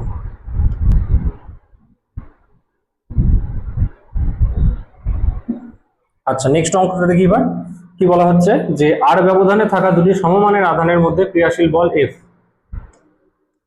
আর ব্যবধানে দুটি আধানের সমপরিমাণ আধান, হ্যাঁ, আর ডিস্টেন্সে আছে সমপরিমাণ আধান, এটাও কিউ এটাও কিউ, এদের মধ্যবর্তী বলের কথা বলা আছে এফ। বলেছে যদি আধান দুটির মান অর্ধেক আর ব্যবধান দ্বিগুণ করা হয়, তবে তাদের মধ্যে ক্রিয়াশীল বলের মান কত হবে। আচ্ছা, তাহলে এফ ইকুয়াল টু, যেটা আমরা লিখতে পারি 1/4πε0। তোরা চাইলে সিজিএস পদ্ধতিতেও করতে পারিস, তাহলে আর 1/4πε লেখার দরকার নেই, 1 লিখলেই হবে। তা কিউ ইন্টু কিউ, তার মানে Q square by R square হয়ে গেল। আর দ্বিতীয় ক্ষেত্রে, এটা প্রথম ক্ষেত্র যেটা দেওয়া আছে, আর দ্বিতীয় ক্ষেত্রে বলা আছে, দ্বিতীয় ক্ষেত্রে কি বলা আছে, যে আধান দুটির মান অর্ধেক করতে হবে, এটা কিউ বাই টু করতে হবে, আর দূরত্বকে 2 আর করতে হবে। তাহলে সেটাকে যদি আমরা f1 ধরে নিই, তাহলে এটা হয়ে যাবে 1/4πε0, এটা কিউ/2 এর হোল স্কোয়ার হয়ে যাবে, কারণ কিউ বাই টু হবে, আর নিচে এটা 2r এর হোল স্কোয়ার হয়ে যাবে, তাই না? তার মানে এটা দাঁড়াচ্ছে আমাদের 1/4πε0 এটা হয়ে যাবে কিউ স্কোয়ার, নিচে 4 চলে আসবে, এখানে একটা 4 হবে, তারপরে 16 আর স্কোয়ার, 1/16 বাইরে বার করে দিচ্ছি, এটা হয়ে গেল 1/4 pi epsilon 0 Q square by R square. আর এই 1/4 pi epsilon 0 Q square by R square মানে কি? এটা মানেই তো এফ, তাই না? এই টোটালটার মানেই হচ্ছে এফ, এই যে এফ, তো আমরা লিখতে পারি f/16 ইকুয়াল টু f/16। বোঝা গেল? তাহলে ওই অপশন থেকে আমরা বলতে পারি অপশন সি হবে। পরবর্তী অঙ্কটা চলে যাচ্ছি। পরবর্তী অঙ্কে বলা আছে যে দুটি আধানকে বায়ুতে ডি দূরত্বে রাখা আছে এবং তাদের মধ্যবর্তী বলের মান দেওয়া আছে। F0 equal to 1/4 Q1 Q2/d²। সবাই ছবি দেখে বুঝতে পারছিস নিশ্চয়ই, পিডিএফ এর মধ্যে ছবিটা আছে।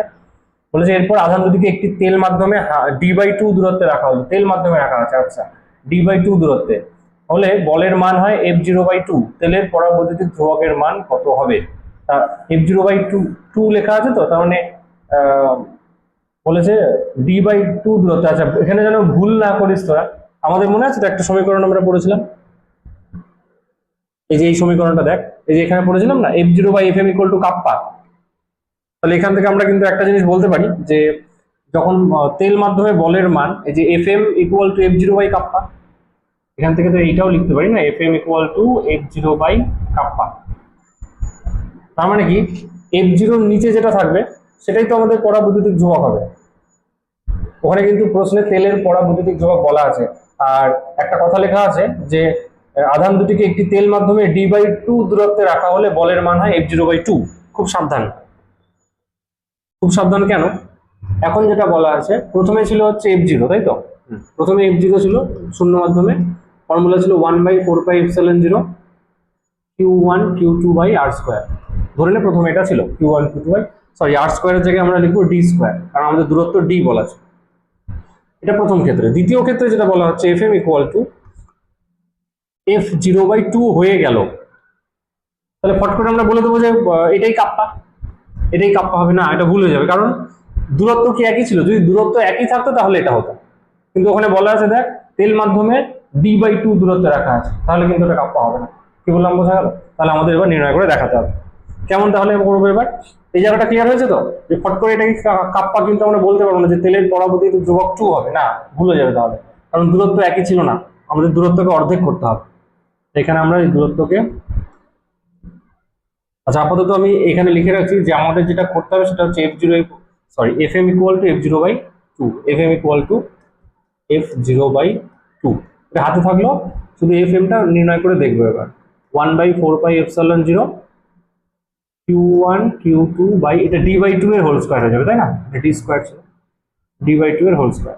এবার যখন ক্যালকুলেশন করবো আমরা 1/4 পাই এপসাইলন 0, Q1 Q2, আচ্ছা এখানে একটা 4 চলে আসবে, d² তো থাকলো ইন্টু একটা 4, ওই যে d²/4, 4টাকে উপরে নিয়ে চলে গেলাম, তাহলে এটা হয়ে গেল।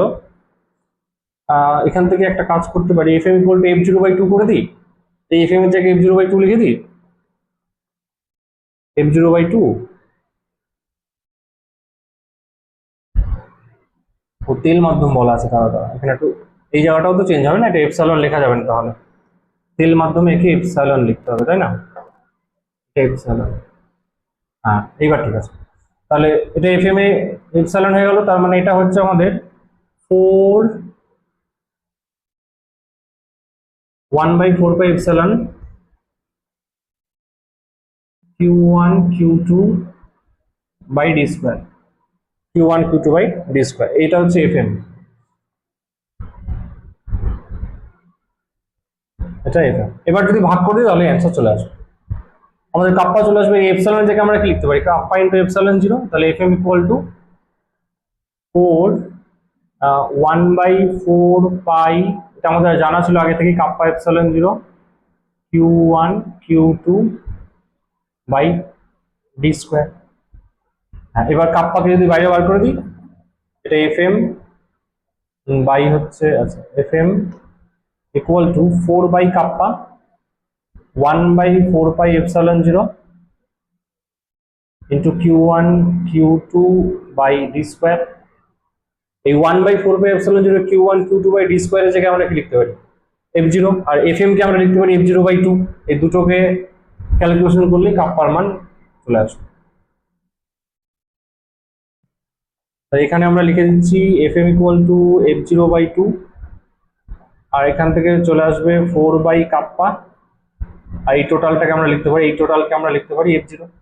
তো উভয় পক্ষে f0 f0 ক্যান্সেল হয়ে গেল, এটা ক্যান্সেল, তাহলে কাপ্পা = 8 চলে আসছে। তাই কোনাকুনি গুণ করলে কাপ্পা = 8 বোঝা গেল। তাহলে আমাদের কিন্তু ফট করে শুরুতে 2 বলে দিলে হবে না, আমাদের ক্যালকুলেশন করে দেখাতে হবে যে কত আসছে। তাহলে কাপ্পা = অ্যান্সার হবে 8, অপশন সি হচ্ছে কারেক্ট অ্যান্সার। তারপরে কি লেখা আছে যে Q1 Q2 দুটি তড়িৎ আধান পরস্পরের উপর একটি নির্দিষ্ট বল প্রয়োগ করে।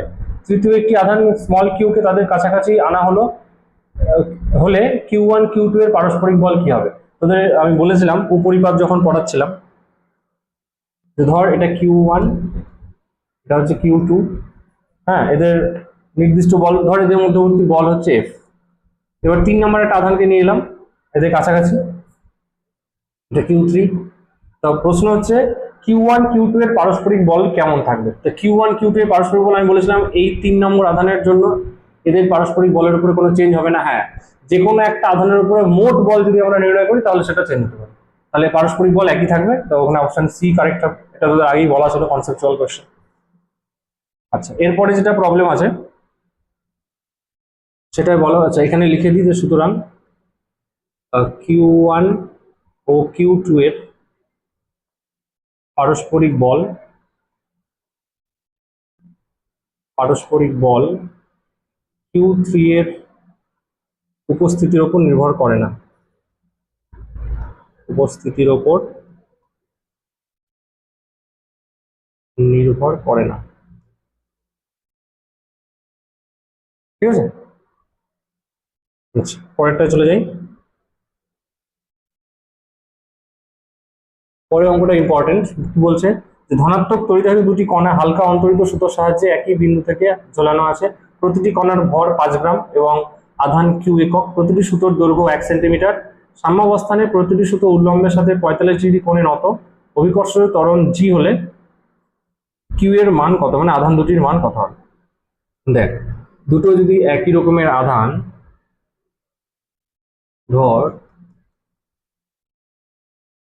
দুটো একই রকমের আধান এরকম করে ঝোলানো আছে, এর মধ্যেও প্লাস কিউ আধান দেওয়া ধরে নে, এর মধ্যেও প্লাস কিউ আধান, তা এটা তো বিকর্ষণ করবে, বিকর্ষণ করে ছড়িয়ে যাবে, এরকম করে বিকর্ষণ করে ছড়িয়ে যাবে। তাহলে এর পরের ছবিটাই তখন কেমন হবে? এর পরের ছবিটা হয়ে যাবে বিকর্ষণ করে যখন দূরে চলে যাচ্ছে না, করে একটা জায়গায় কিন্তু স্টেবল হয়ে যাবে, তাই না? মানে সাম্যাবস্থায় চলে আসবে, এইরকম একটা জায়গায় গিয়ে ধরে নিচ্ছে সাম্যাবস্থায় আছে। আর এই যে কোণের মান সেটা হচ্ছে 45 ডিগ্রি। কি বলা আছে যে সাম্যাবস্থানে প্রতিটি সুতো উল্লম্বের সাথে 45 ডিগ্রি কোণ করে, তার উল্লম্ব মানে তো এইটা উল্লম্বের সাথে এটাও 45 ডিগ্রি, 45 ডিগ্রি, এইটাও 45 ডিগ্রি। বোঝা গেল? এই যে সুতো দুটো দেখতে পাচ্ছি এদের কোণ হচ্ছে 45 ডিগ্রি। এবার আর কি কি বলা আছে? প্রত্যেকের ভর দেওয়া আছে 5 গ্রাম, তাহলে এটা যদি 5 গ্রাম হয় তাহলে এটা হচ্ছে 5G হবে, 5 ইন্টু জি। ওয়েট এটাও 5 ইন্টু জি। আচ্ছা, 5G বলতে আমরা ভরকে যদি এম দিয়ে বলি, ওখানে অপশানও এম আছে, তাহলে আর 5 লেখার দরকার নেই, 5 দিয়ে লিখে দিচ্ছি এমজি, এটাও এমজি। আচ্ছা, সুতোর টান হবে এখানে উপরের দিকে, এটা আমরা আগেই শিখেছিলাম যে ফিক্সড পয়েন্ট থেকে বাইরের দিকে হয়, থেকে টানকে আমরা টি ধরে নিচ্ছি, এটা টান টি, এখানেও টান টি। আচ্ছা, আমাদের কিউ এর মান বার করতে হবে, মানে এই যে স্মল কিউ প্লাস কিউ, এটাও প্লাস কিউ, এই আধানগুলোর মান আমাদের বার করতে হবে প্লাস। আচ্ছা, যে কোনো একটা আধানের জন্য করলেই তো আমাদের হয়ে গেল। যদি এটা প্লাস কিউ হয়, প্লাস প্লাসকে বিকর্ষণ করবে, তার মানে বিকর্ষণ বল হচ্ছে এই দিকে হবে, এটা হচ্ছে এফ, কুলম্বীয় বিকর্ষণ বল। এদিকে টান আছে, এটা 45 ডিগ্রি, তাহলে এর যদি উপাংশে ভাগ করি এর দুটো উপাংশ হবে, এদিকে একটা উপাংশ হবে, এদিকে একটা উপাংশ হবে। এটা যদি 45 ডিগ্রি হয় তাহলে এই অ্যাঙ্গেলটাও 45 ডিগ্রি, একান্তর কোণ। তা উপাংশগুলো যদি আমরা লিখি, আমরা তাহলে এইভাবে লিখতে পারি, একটা উপাংশ এইদিকে হবে আর একটা উপাংশ এইদিকে হবে। এটা হবে, এটা টি ছিল, এটা তো টি ছিল আমাদের, এটা টি, তাহলে এটা হয়ে যাবে টি cos 45 ডিগ্রি, আর এটা হয়ে যাবে টি sin 45 ডিগ্রি। যেহেতু সাম্যাবস্থা, তাহলে F equal to T sine 45 degree, তাহলে T sine 45 degree equal to F মানে কুলম্বীয় বল, আর ওদিকে T cos 45 equal to MG, T cos 45 equal to MG. ভাগ করে দিলে তো tan 45 চলে আসবে, তাই না? তাহলে ভাগ যদি করে দিই, তার মানে sin 45 and tan 45 equal to F by MG. এদের মানগুলো বসিয়ে দেয়, তাহলে তো উত্তর চলে আসে। তো আমাদের তো এম এর মান বসানোর দরকার নেই, আমাদের ওইখানে মানগুলো দেখতে বলেছে না। অর্থাৎ বিকর্ষণ বলের মানটা যদি এখান থেকে বার করি, বিকর্ষণ বল মানে হচ্ছে আমাদের 1/tan 45 মানে 1, তাই না? কিউ এর মান বার করতে হলে 1/4πε0। তো এখানে আমরা সব সিজিএস পদ্ধতিতে করছি, কারণ ওখানে ε0 কোনো মান দেওয়া নেই। ঠিক আছে, তাহলে সিজিএস পদ্ধতিতে বলে তো 1/4πε0 লেখা দরকার নেই, শুধু Q1 Q2 আর স্কয়ার করলেই হবে। তাহলে Q ইন্টু Q মানে Q স্কয়ার, আর আর মানে হচ্ছে আমাদের এখানে দূরত্ব বলা ছিল, দূরত্ব বলা ছিল না, তাই না? তাহলে আমাদের দূরত্ব নির্ণয় করতে হবে। আচ্ছা, দূরত্ব যদি আমরা নির্ণয় করি, এখানে এটা 45 এখান থেকে এরকম করে বলতে পারি, এটা দেখ পিডিএফ এ লেখা আছে 40/45 মানে তো 90 ডিগ্রি, 90 ডিগ্রি মানে তো সমকোণী ত্রিভুজ। সমকোণী ত্রিভুজের ক্ষেত্রে আমরা বলতে পারি যে অতিভুজের স্কয়ার ইকুয়াল টু লম্ব স্কয়ার প্লাস ভূমি স্কয়ার, তার মানে AB square equal to OA square plus OB square বলতেই পারি। অতিভুজের স্কয়ার ইকুয়াল টু লম্ব স্কয়ার প্লাস ভূমি স্কয়ার, তার মানে এটাকে আমি এ লিখলাম, এটাকে ও দিচ্ছি, এটা এ, এটা বি, তাই না? এটা যদি 90 ডিগ্রি হয়, তাহলে তো এটা লম্ব, তাহলে এটা অতিভুজ হবে, এটা ভূমি হবে। তাহলে অতিভুজের স্কয়ার ইকুয়াল টু লম্ব স্কয়ার প্লাস ভূমি স্কয়ার, এভাবেই তোমাদের ছবিটা আঁকতে হবে। আর আমি এইভাবে দেখিয়েছি বলে হয়তো বোঝা যাচ্ছে না, আলটিমেটলি এই ছবিটা এরকম ভাবে তোর ভাবতে পারিস, তাহলে ক্লিয়ারলি ব্যাপারটা বোঝা যাবে। এই ছবিটা এইভাবে এরকম করে ভাবতে পারিস যে এটা এখানে এরকম, এটা এই গেছে, এটা একটু বেশি ঘুরে গেছে এইরকম, এই যে এবার বোঝা যাচ্ছে না, এই অ্যাঙ্গেলটা 90 ডিগ্রি হবে। এটা কিন্তু ভাগ করলে 45 হচ্ছে, এখানে একজন থাকবে, এখানে, বোঝা গেল এবার? তাহলে এটা ভূমি, এটা লম্ব, এটা অতিভুজ হচ্ছে, তাহলে অতিভুজের স্কয়ার ইকুয়াল টু লম্ব স্কয়ার প্লাস ভূমি স্কয়ার, এটা তো 1 সেন্টিমিটার করে বলাই ছিল, আর আমরা সিজিএসই তো করছি সবগুলোই। তা অতিভুজের স্কয়ার ইকুয়াল টু লম্ব স্কয়ার ভূমি স্কয়ার করলে তাহলে এটা হয়ে যাবে 1 স্কয়ার প্লাস 1 স্কয়ার, তাই না? মানে AB square equal to AB square equal to 1 square plus 1 square, একবার করে দিচ্ছি, কারণ এবি ইকুয়াল টু √2। এখানে যদি মানগুলো বসাই আমরা, কিউ স্কয়ার বাই √2 এর হোল স্কয়ার হয়ে যাবে, √2 এর হোল স্কয়ার দূরত্ব, আর নিচে এম ইন্টু জি ছিল, তার মানে এটা হচ্ছে এম ইন্টু জি।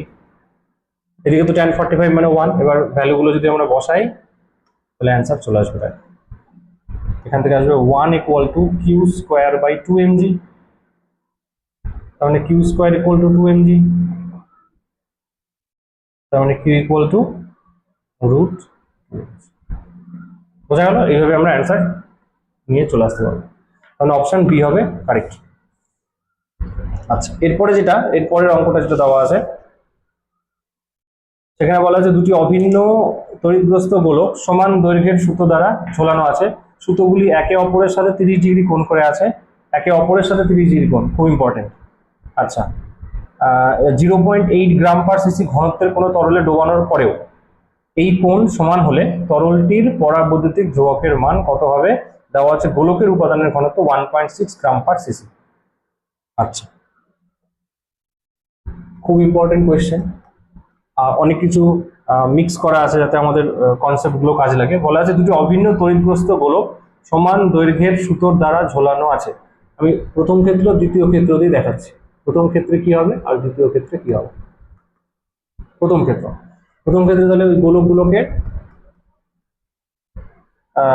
দ্বারা ঝোলানো আছে, আমি বায়ু মাধ্যমে ধরে নিচ্ছি, আর বায়ু মাধ্যম ধরে সিজিএস পদ্ধতি দিয়ে করার চেষ্টা করছি। ঠিক আছে, তাহলে সিজিএস পদ্ধতি ধরলে এই 1/4πε0 না ধরে জাস্ট 1 ধরলেই হবে, আর পরের মাধ্যমটা আমরা কাপ্পা হিসেবে ধরে নেবো আলাদা করে, তাই না? সিজিএস মাধ্যম আজকে দেখিয়েছিলাম তোদের, সিজিএস মাধ্যমে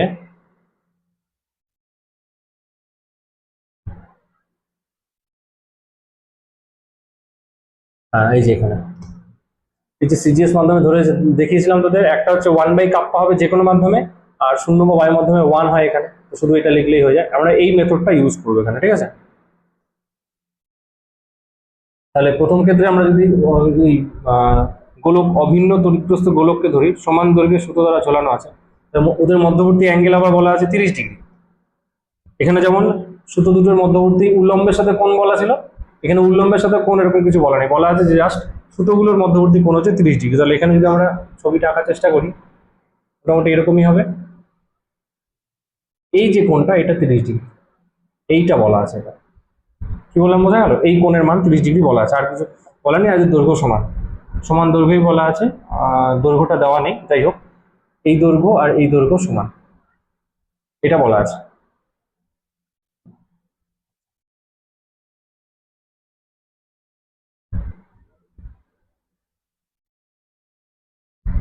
আর বলা আছে হচ্ছে 30 ডিগ্রি কোণ করে থাকে। হ্যাঁ, এই আপাতত এখানে, এখান থেকে আমরা কি কি বের করার চেষ্টা করতে পারি, সাম্যাবস্থায় আছে এটুকু বলা আছে।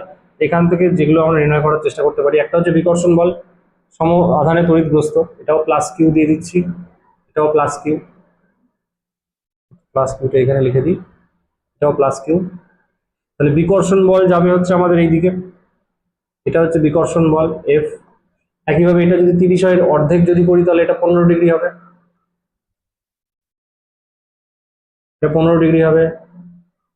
এটা যদি 15 ডিগ্রি হয় তাহলে এখানেও, এখান থেকে টানলে এটাও 15 ডিগ্রি হবে, 15 ডিগ্রি। আচ্ছা, এইখানে আমরা যদি এখানে টি, টানকে যদি টি বলি, এখানে টানকে যদি আমরা টি বলি, এটা টি, তাহলে এটা হয়ে যাবে আমাদের টি কস 15, আর এইদিকে হয়ে যাবে আমাদের টি সাইন 15। ক্লিয়ার? আর এইদিকে আমাদের হয়ে যাবে এমজি। আমরা যদি সাম্যাবস্থার কথা চিন্তা করি, তাহলে T cos 15 degree equal to হয়ে যাচ্ছে আমাদের এমজি, আর T sine 15 degree equal to আমাদের হয়ে যাচ্ছে এফ। এফ মানে আমরা জানি, যেহেতু শূন্য মাধ্যম এটা, তাহলে Q1 Q2 মানে কিউ স্কোয়ার বাই মধ্যবর্তী দূরত্ব আপাতত এবি স্কোয়ার হয়ে যাবে, বোঝা গেল? আচ্ছা, এবার যেটা করব, এখান থেকে যদি ভাগ করি আমরা, ট্যান 15 ডিগ্রি আমরা বের করতে পারি, তাই না? এখান থেকে যদি আমরা ভাগ করি 2/1, তার মানে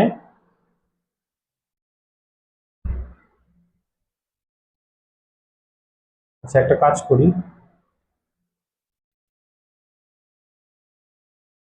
এটা প্রথম কন্ডিশন থাক, Q square by AB square. আচ্ছা এমজি, হ্যাঁ এখানে একটা জিনিস দেওয়া আছে, দেখ সবাই একটু কোশ্চেনটা খেয়াল কর, যে গোলকের উপাদানের ঘনত্ব 1.6 গ্রাম/সিসি, গোলকের উপাদানের ঘনত্ব, এটাকে আমরা রো ধরে নিচ্ছি। আমি পিডিএফ ওয়াইজ একটু বলে দিচ্ছি, তো তোরাও বুঝতে পারবি। গোলকের ঘনত্বকে আমরা রো ধরে নিচ্ছি, এই গোলকের যে ঘনত্ব আমি এখানে লিখেও দিচ্ছি, এটা হচ্ছে রো।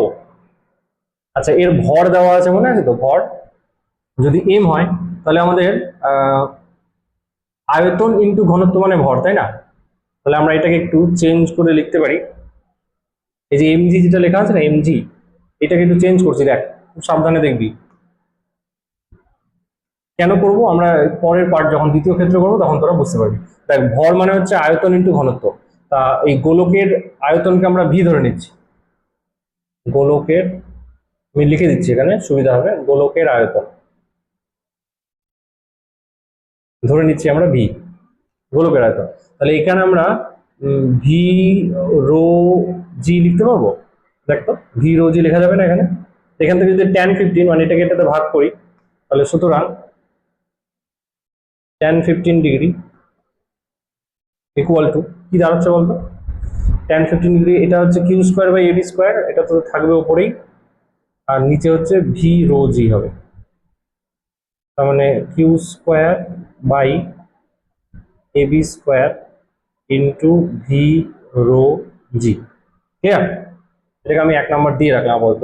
পিডিএফ এর মধ্যে সমীকরণগুলো একটু ফলো করিস তাহলেই হবে, আমি তোদের বোঝানোর জন্য এটাকে 1 নম্বর দিয়ে রাখলাম। শুধু মনে রাখবি কি, ভি মানে হচ্ছে গোলকের আয়তন, যেই গোলকগুলো এখানে রাখা আছে এই গোলকগুলির আয়তন, এই গোলকগুলির আয়তন। আর রো মানে হচ্ছে গোলকের ঘনত্ব। রো মানে কি, এই রোটা এটাও কোশ্চেনে দেওয়া আছে, গোলকের ঘনত্ব, গোলকের কথা বলা আছে কিন্তু এখানে। এইবার দ্বিতীয় ক্ষেত্রে কি বলা হচ্ছে দেখ,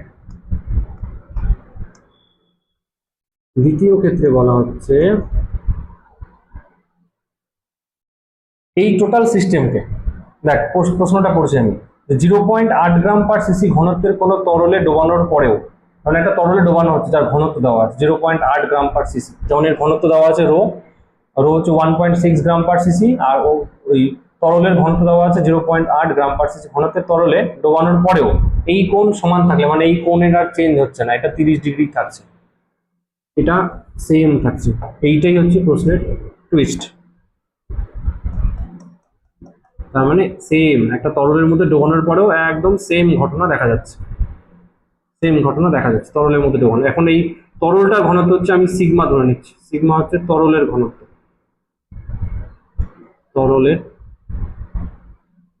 ঘনত্ব মানে একটা তরলের মধ্যে ডোবানো আছে ধরে নে, একদম সোজা কথা, এই তরলের মধ্যে এই টোটাল সিস্টেমকে ডোবানো আছে, এটা তরলের মধ্যে ডোবানো আছে, আর ডোবানোর পরেও এর মধ্যে কোনো চেঞ্জেস হচ্ছে না, ওই যে অ্যাঙ্গেলটা এটা বৃদ্ধি বা হ্রাস করার দরকার ছিল সেম, এটাও 15, এটাও 15, চেঞ্জ হচ্ছে না। তাই বলা আছে যে যদি এটা হয় তাহলে তরলের পরাবৈদ্যুতিক ধ্রুবকের মান কত হবে, এইটা হচ্ছে প্রশ্ন। এবার এই আর এই ছবির মধ্যে একটা জায়গায় শুধু পার্থক্য হবে, দেখ তোরা যদি চিন্তা করিস, এখানে তো নিচের দিকে এমজি থাকবে, অবশ্যই এমজি থাকবে নিচের দিকে, এটা তো এমজি। আচ্ছা এইদিকে থাকবে বিকর্ষণ বল এফ, এটা সুতোর টান, এটাও তোরা জানিস টি, এটা 15 ডিগ্রি হলে এই উপরের দিকে থাকবে টি কস 15, আর এই দিকে থাকবে হচ্ছে টি সাইন 15। একটাই শুধু পার্থক্য, এখানে যেহেতু তরলে ডোবানো আছে, তরলকে উপরের দিকে একটা ঘাত প্রয়োগ করবো, মনে আছে প্লবতা পড়েছিলি ক্লাস 11-এ, এই দিকে আর একটা কিন্তু ঊর্ধ্বমুখী ঘাত বা প্লবতা থাকবে, একে আমরা বলি প্লবতা। আর প্লবতার সমীকরণটা তোদের মনে আছে, V into rho into V into sigma into G হবে, তাই না, V into sigma into G, এটাকে আমরা আপথ্রাস্ট বলি, প্লবতা U, upthrust equal to V, V মানে হচ্ছে গোলকের আয়তন ইন্টু তরলের ঘনত্ব ইন্টু অভিকর্ষণ তরল, ভি সিগমা জি। এই হচ্ছে আমাদের এই দুটোর মধ্যে ডিফারেন্স। তাহলে এখানে দেখ, এখানে যদি সমীকরণটা বানাই, তাহলে এখানে সমীকরণটা হচ্ছে আমাদের টি সাইন 15,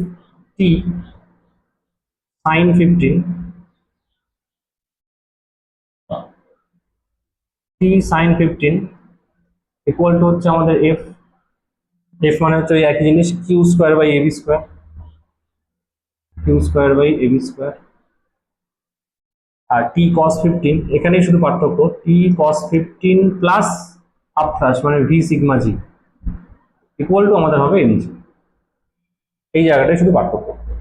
কি বললাম, বোঝা গেল? তা এখান থেকে যদি ভাগ টি কস 15 এর মানটা আমরা নির্ণয় করি। আচ্ছা আরেকটা কথা এখানে খেয়াল রাখতে হবে, এখানে টান ছিল টি, যেহেতু তেলের মধ্যে তাহলে টান কিন্তু একটু হলেও চেঞ্জ হবে, এটাকে আমি টি ড্যাশ ধরলাম, টি ড্যাশ, এটাও টি ড্যাশ, এটাও টি ড্যাশ, টান একটু চেঞ্জ হচ্ছে, এই জায়গাটাও ভুল হয়, তা ওই অঙ্কটা কিন্তু খুব সাবধানে করতে হবে আমার। তাহলে টি ড্যাশ কস 15 ইকুয়াল টু হয়ে যাচ্ছে এমজি মাইনাস ভি সিগমা জি, এই দুটো সমীকরণ এখান থেকে পাওয়া যাচ্ছে, বোঝা গেল? এবার তাই এখানেও যদি আমরা ভাগ করে দেই তাহলে কি দাঁড়াবে, এখানেও যদি ভাগ করি, এইটাকেও যদি আমরা ভাগ করি তাহলে ওই সে tan 15 এর মানই বেরোবে,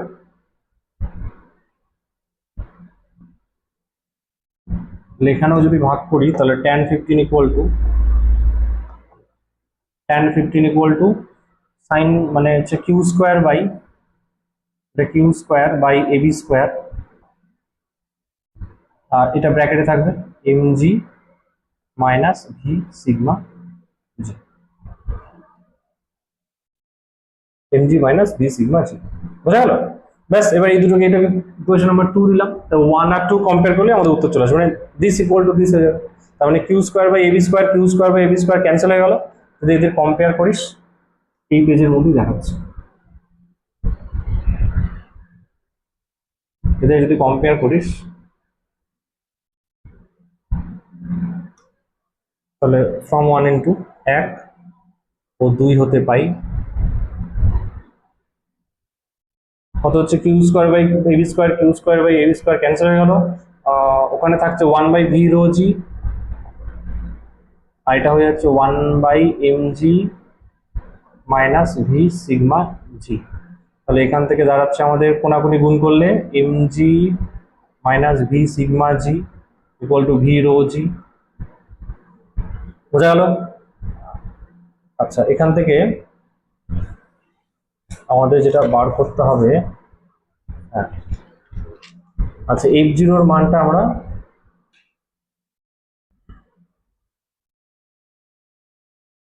এখানে একটা কাজ করি, দেখ এটা আরো সুবিধা হবে, যেহেতু আমাদের কাপ্পার মান, এটা আমরা ভুলে গেলে চলবে না, আমাদের কাপ্পার মান বার করতে বলা আছে, তাই না? কাপ্পার মান, আর কাপ্পা মানে আমরা জানি, এটা আমরা আজকে কিন্তু অনেকবার আলোচনা করেছি যে কাপ্পা ইকুয়াল টু, এই যে kappa equal to F zero by F M, F zero by F M, ব্যাস এইটা মনে রাখলেই হবে, kappa equal to F zero by F M. আমাদের শুরু থেকে এফ জিরো আর এফ এর মান আমরা বসাচ্ছিলাম, তাই না? এটা শূন্য মাধ্যমে ছিল, এটা তেল মাধ্যমে মানে তরলের মাধ্যমে, সোজা কথা এখানে এই মানটা না বসালেই হয়, তাহলে আরো সুবিধা হয়ে যাবে। এখান থেকে একে আমরা বলে দিলাম এফ জিরো, এই কিউ স্কোয়ার বাই এই এবি স্কোয়ারটাকে আমরা বাদ রাখলাম, তাহলে এটাকে এফ জিরো বলে দিচ্ছি, তাহলে এটা হয়ে যাবে F zero by V rho G, আর মানটা বসাচ্ছি না। একইভাবে এখানে এফ এম রাখি, এফ এম রাখলে আমাদের সুবিধা হবে, তাহলে একে আমরা লিখে দিচ্ছি এফ এম। এখানেও তাহলে আমাদের কিউ স্কোয়ার বাই এবি স্কোয়ারটা দরকার নেই, এটা এফ এম, তাহলে এটা এফ এম। বোঝা গেল? এখানেও যদি আমরা লিখি 1 ও 2 হতে, তাহলে এফ জিরো, এটা এফ এম, ব্যাস, তাহলে F zero by F M equal to, এই গুণফলটা আসলেই তো আমাদের উত্তর চলে আসবে, তাই না? এখান থেকে আরো শর্টকাটে করে দিই, এটা হয়ে গেল আমাদের F zero by F M, F zero by F M, F M কে নিচে আনলাম, তাহলে ভি রো জি উপরে চলে যাবে, তাহলে V rho G by M G minus V sigma জি।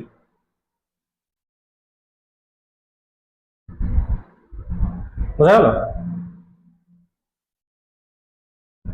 আচ্ছা, এম জি কে আমরা আবার সেই একইভাবে ভি রো জি লিখতে পারি, এর উপরে লেখা আছে, তাহলে ভি রো জি, এই যে এখানে এম জি কে ভি রো জি লিখেছিলাম না, ওই তাহলে এখানেও তো লিখতে পারি, সেটাই বলছি, এটাও ভি রো জি মাইনাস ভি সিগমা জি। তার মানে ভি আর জি এখান থেকে কমন যাবে, আর ভিজি কমন গেলে উপরে নিচে ভিজি ভিজি ক্যান্সেল, তার মানে এটা হয়ে যাচ্ছে rho by rho minus sigma, মান বসিয়ে দিলে উত্তর চলে আসবে। কত আসছে এটা?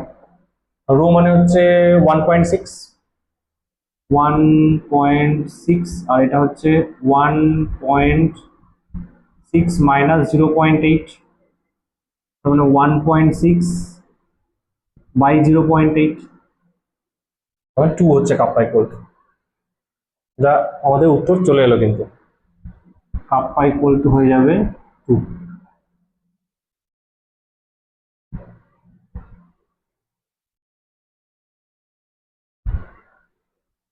ঠিক আছে, আমাদের কাপ্পা ইকুয়াল টু আসবে 2, এই উত্তর চলে এলো, ফাইনাল উত্তর।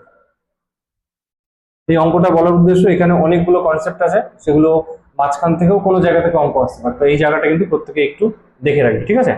আজকে এইটুকুই থাকলো, আমরা নেক্সট ক্লাসে তড়িৎ ক্ষেত্র প্রাবল্য শুরু করবো, ঠিক আছে? Thank you.